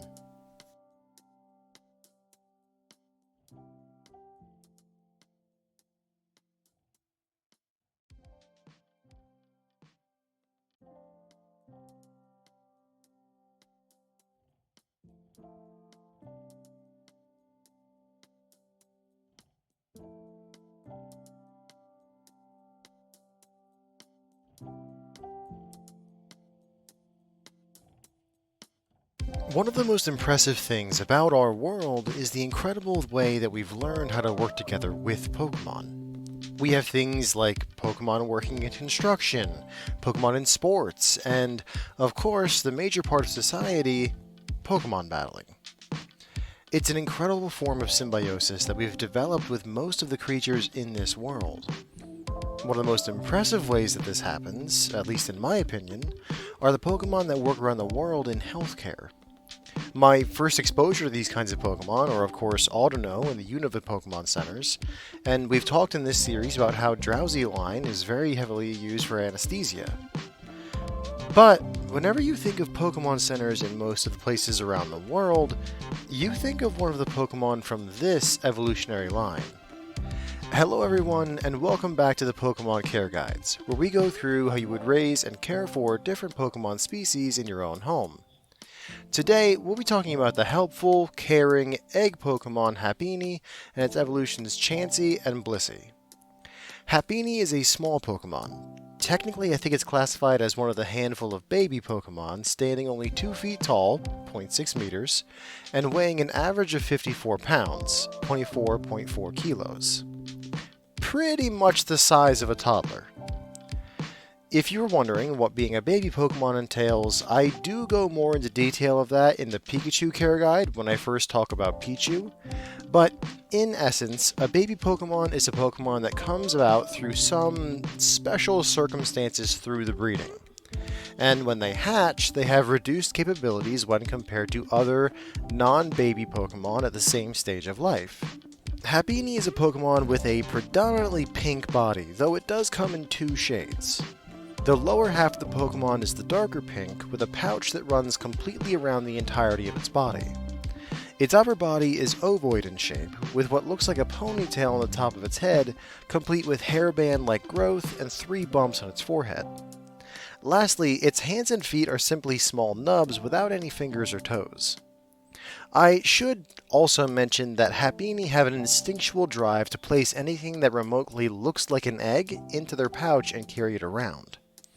That's because the Happiny line, or at least the later 2 evolutions, are some of the only non-avian Pokemon known to produce unfertilized eggs. Normally, the only time that a non-avian Pokemon produces an egg is when they're actually reproducing. But the Chansey line functions almost like any bird Pokemon, except for Happiny. They're too young and underdeveloped to start producing eggs just yet, hence their status as a baby Pokemon. But that instinct to carry an egg is still ingrained in them, so they're often found carrying around smooth, egg-shaped rocks or things of that nature. And after some time, once they've bonded with that one stone strongly enough, they will evolve into a Chansey. Chansey keeps the same ovoid, pink, egg-shaped body plan, and realistically does not change that much from Happiny at all.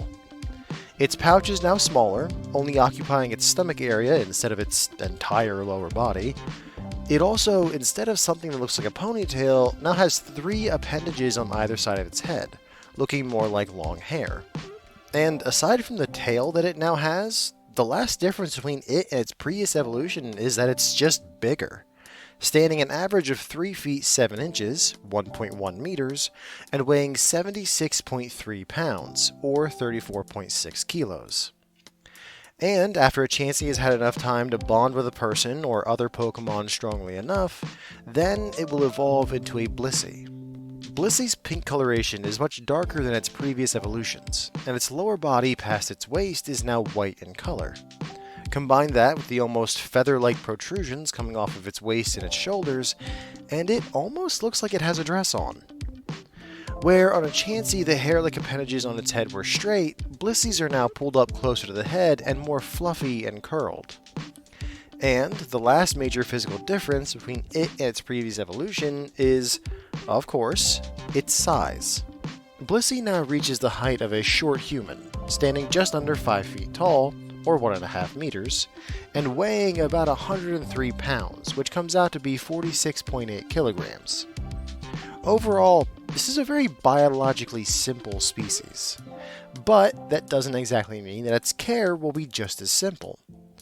So, let's get into the guide and find out if the nurse Pokemon could possibly be the perfect Pokemon partner for you. Enclosure.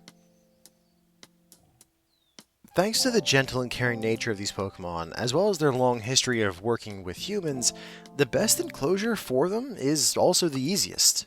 These Pokemon can live pretty easily in your home. After all, they don't have any elemental needs, they're actually pretty smart based on the fact that they're being used in helping with medical care, and they don't have a belligerent or destructive nature whatsoever.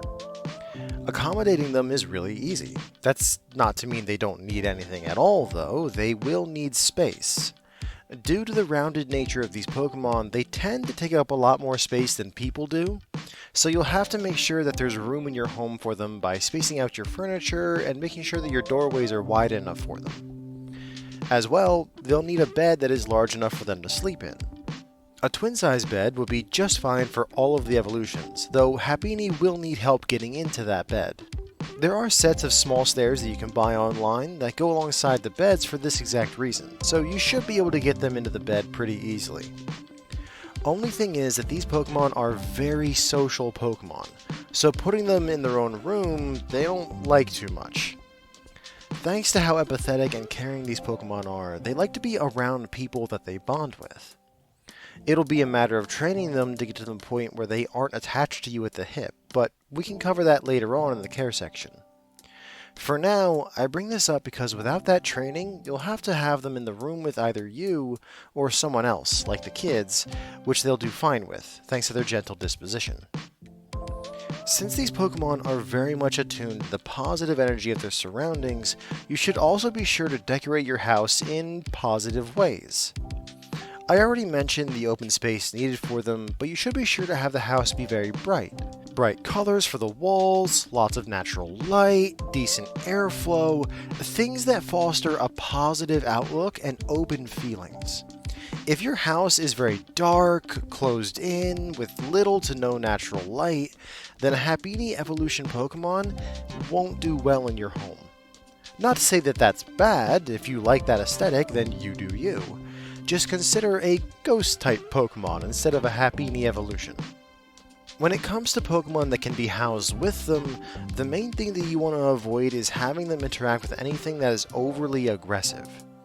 Happiny and its later forms are just not built for aggression, both mentally and physically. They would much rather run away from any conflict that another Pokemon has with them. This is what has led to problems with the wild population, which we'll go into in a bit. But when it comes to you housing these Pokemon, it means that any Pokemon that doesn't have the same attitude as them is gonna stress your Happiny evolution out.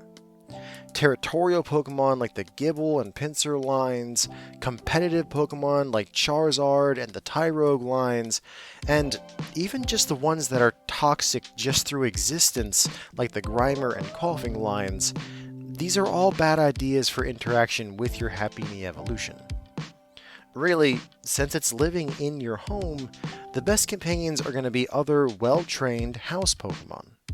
Things like the Growlithe line, the Pikachu line, so long as they're well-trained enough to be docile around your egg Pokemon, then it'll be just fine. The Slowpoke is also a good example of a good companion for these Pokemon, though the Slowpoke line are more outside Pokemon than inside Pokemon, so their interactions would be more infrequent than with another inside Pokemon. And yeah, I can't really think of anything else special that you have to do for these Pokemon regarding their enclosure.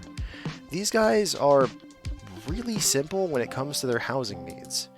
You'll have to see if that simplicity translates over to its care and availability. Availability. For the longest time, these Pokemon were very rare in the wild. They could only be found in places that had been deliberately stocked with them, like the old Safari Zone that was in the Kanto region, or the Trophy Garden here in Sinnoh. But, thankfully, over the years, and thanks to conservation and repopulation efforts, their numbers have begun to steadily increase as time goes on.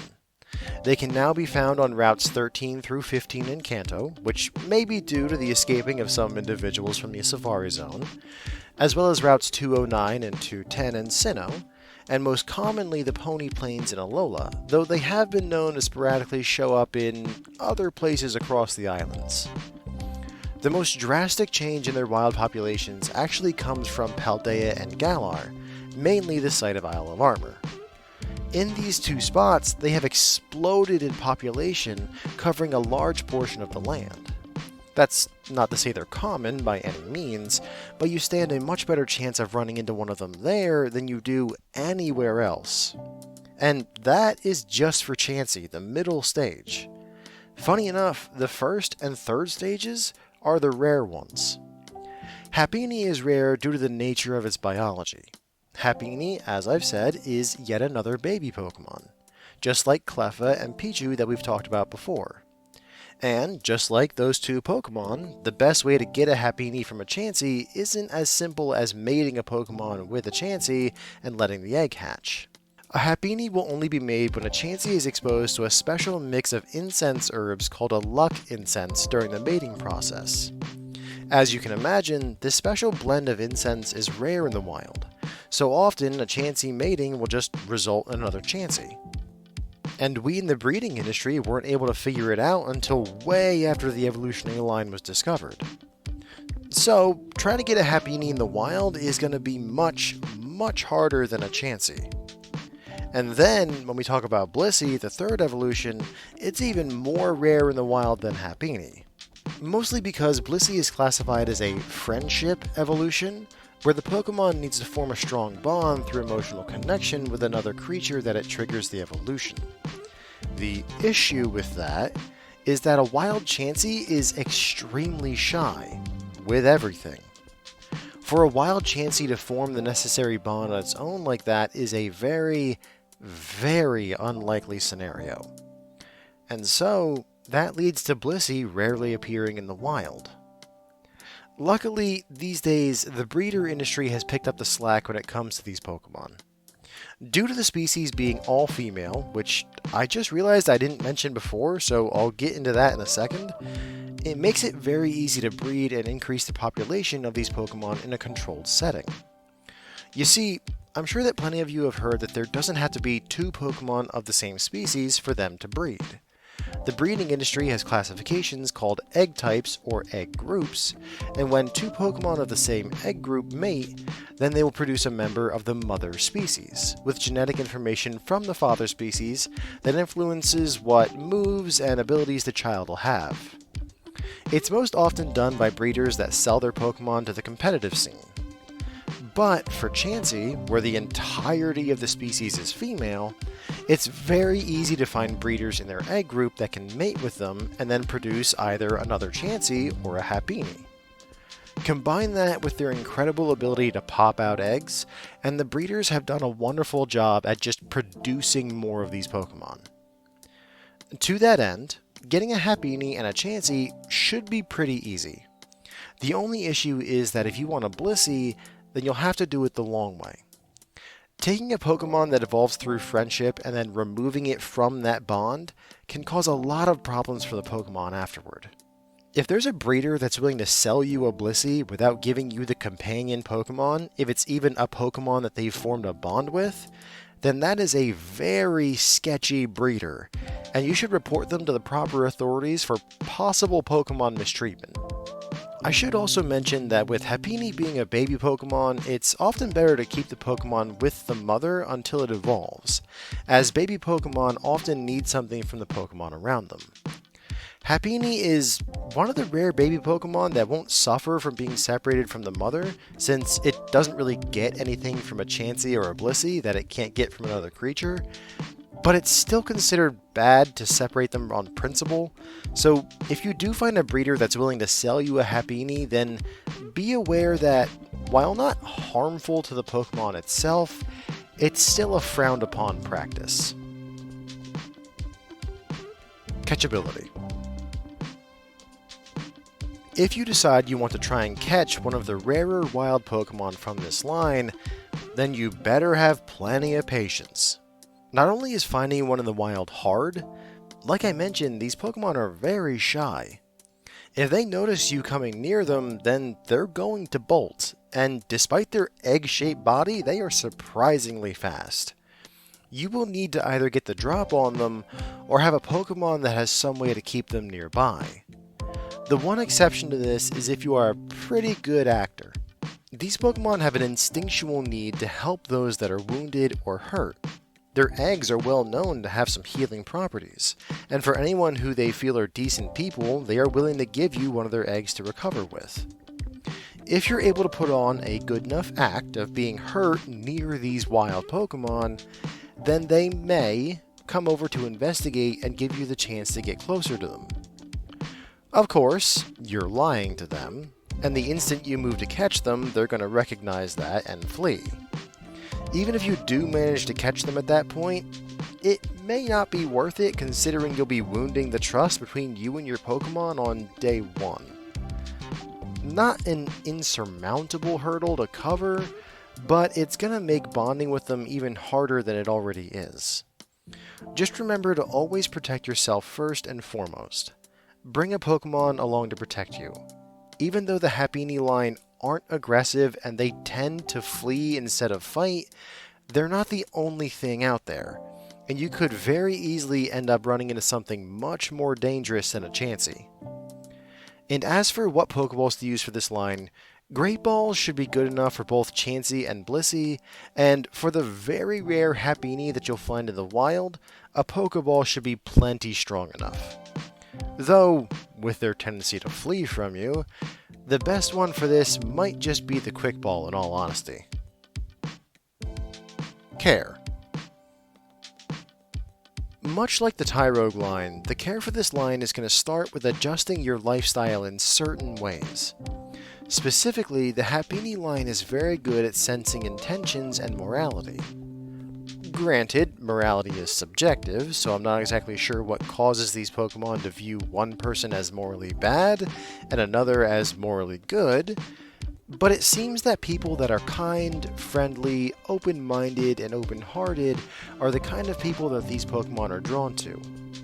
I know, especially these days, it can be very hard to keep that mindset. So here are a few lifestyle tips that should help you with reaching that goal. One is exercise.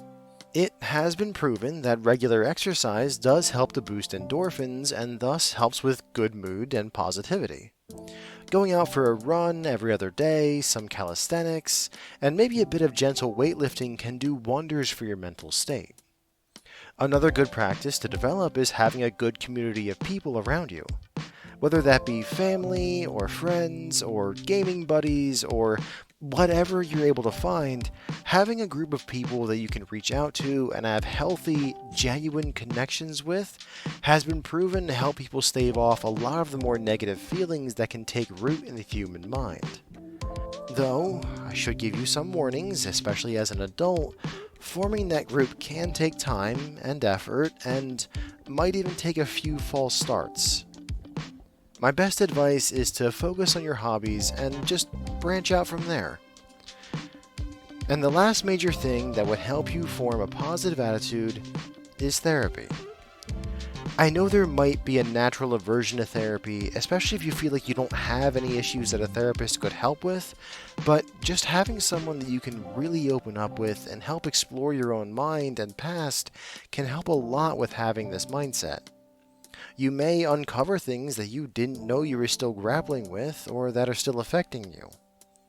If you do any or all of these things, then it should help you become a more positive person and, therefore, help to set your Happini line of Pokemon at ease around you. If the Pokemon feel that you aren't open or positive enough, then they'll start to feel uncomfortable around you and want to avoid you, and if it gets bad enough, then they may even run away. A bad mood here and there won't cause any problems, but true negativity and spitefulness is going to cause problems between you and the Pokemon. Another thing to keep in mind are the eggs that these Pokemon are famous for producing. Chansey and Blissey will always produce a new egg whenever they do not have one in their pouch. They are unfertilized, so long as no male was involved in the process at any point, and will stay good for some time while in the Pokemon's pouch. You have to understand that these eggs are completely edible and highly nutritious for you, much more than any other egg that you can get in the store normally. And this is important for you to know because the gifting of these eggs are a very personal thing for these Pokemon. They only give them to those that they really trust, and for you to take them shows that you really care for them as well. Rejecting one, while there isn't much evidence that it affects the Pokemon, I can't imagine that it'll be good for the Pokemon's self-esteem. Also, these Pokemon don't seem to care if you eat the egg afterward, especially since the eggs have some healing effects to them when they get eaten, and they tend to give them to the injured, so I'm assuming they expect it to be eaten. So, as another bonus to having these Pokemon, you get massively healthy eggs on a regular basis. The only exception that I have to point out for this is the first stage Happini.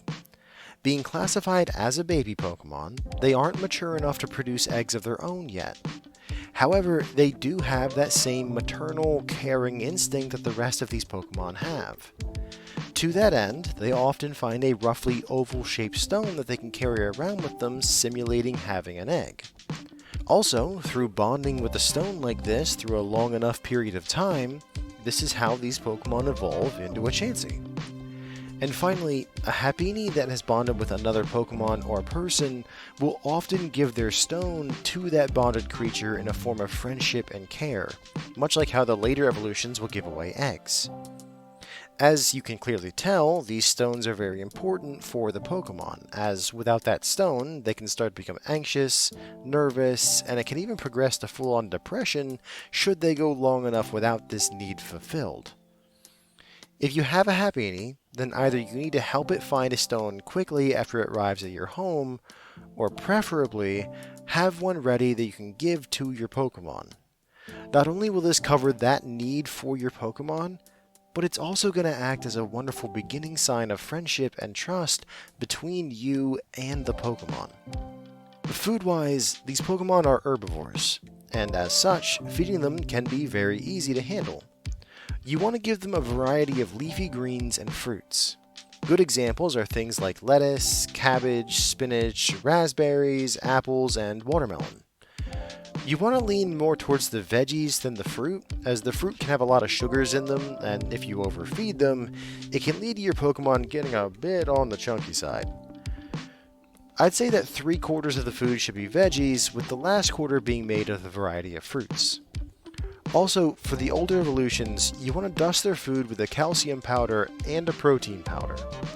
With how many eggs these Pokemon produce over their lifetime, they need to have a ready source of calcium and protein to stay healthy and have healthy eggs as well. How much of each really depends on what brand you get and the size of your individual Pokemon, so be sure to check the back of the container or look up online how much you're going to need to use per meal. As for how much to feed them, due to their similarity to the human diet, absent the meat, they don't get measured in weight like other Pokemon. They instead get measured based on caloric intake, meaning you'll have to measure out how much you should be feeding them on your own. Happiny should be getting around 1,400 calories per day, divided between 3 meals a day. That increases up to about 1,800 calories for a chansey, now divided between 2 meals. Lastly, Blissey gets about 2,100 calories a day, close to the average for an adult human woman, still divided between 2 separate meals. As for how to feed them, that's really up to you. Since these are household Pokemon, and smart ones at that, you could choose to teach them to sit at the table and eat from a plate when you do, including them in dinner, or you could give them their own space and a dish that they can eat from. It's really a matter of personal preference, though you all know that I lean more toward the family dinner method with smarter and more human intelligence Pokemon. Last is how to interact with these Pokemon, and really the only sticking point in this is going to be the shyness that they feel around you when you first get them. When these Pokemon first meet you, they're going to be shy and nervous around you. This will be slightly mitigated if you get a Pokemon through a breeder, as they'll be more used to humans, but even still you'll have to put in the work to gain their trust and get them to be more comfortable. To that end, it's important that you approach these Pokemon with patience and trust and friendliness. Let them come to you. Don't force anything. Always try to keep an air of openness about you, and they will surely warm up to you pretty quick. Especially if you go through the lifestyle options that I lined out before, they'll warm to you very quickly, and then after that, you'll be able to work with them to teach them how to live in your house, and thanks to how smart they are, you'll have very little issue with that. The only sticking point that I should mention with this training and this bond that's forming with you is the attachment issues. See, these Pokemon can swing from being too shy and not wanting to be around you to suddenly being velcroed to your hip. It's something to watch out for, as nobody wants a large round Pokemon attached to them at all times, but if you go through the training and you keep an eye on it, then you should be able to avoid it fairly easily. Cost. Food-wise, you're looking at about the low or moderate category per month. Buying veggies in bulk can really help to bring the costs down, or even growing your own can really bring the cost down. The part that can bring the cost up somewhat are the supplements that you get for the later Pokemon. Depending on the brand and how much you buy at once, the prices are going to vary wildly. The Enclosure is going to be in the low category. After all, they're living in your home. The most that you're going to have to spend money on are the things like the beds and the food dish and things like that. Even with those small things, it's nowhere near where you would have to spend to build a whole new enclosure for them. And finally, the Pokemon itself is going to cost you in the moderate category. Thanks to the ease in breeding them and the ease in keeping a large number of them in a singular space, they are very easy to breed and raise. Combine that with the fact of rising numbers in the wild and the high demand to have these Pokemon trained for Pokemon Center work, and you should be able to easily find a breeder that's willing to sell you one of these Pokemon. The only reason that the price isn't lower is due to the demand on them for eggs and for Pokemon for the medical industry. Conclusion. These Pokemon are fantastic household Pokemon. Their attitudes are great, their enclosures are easy, and the care for them is uncomplicated and straightforward. Add on top of that the natural caring instinct and easy trainability, and these Pokemon would be great for households with small children or other small Pokemon.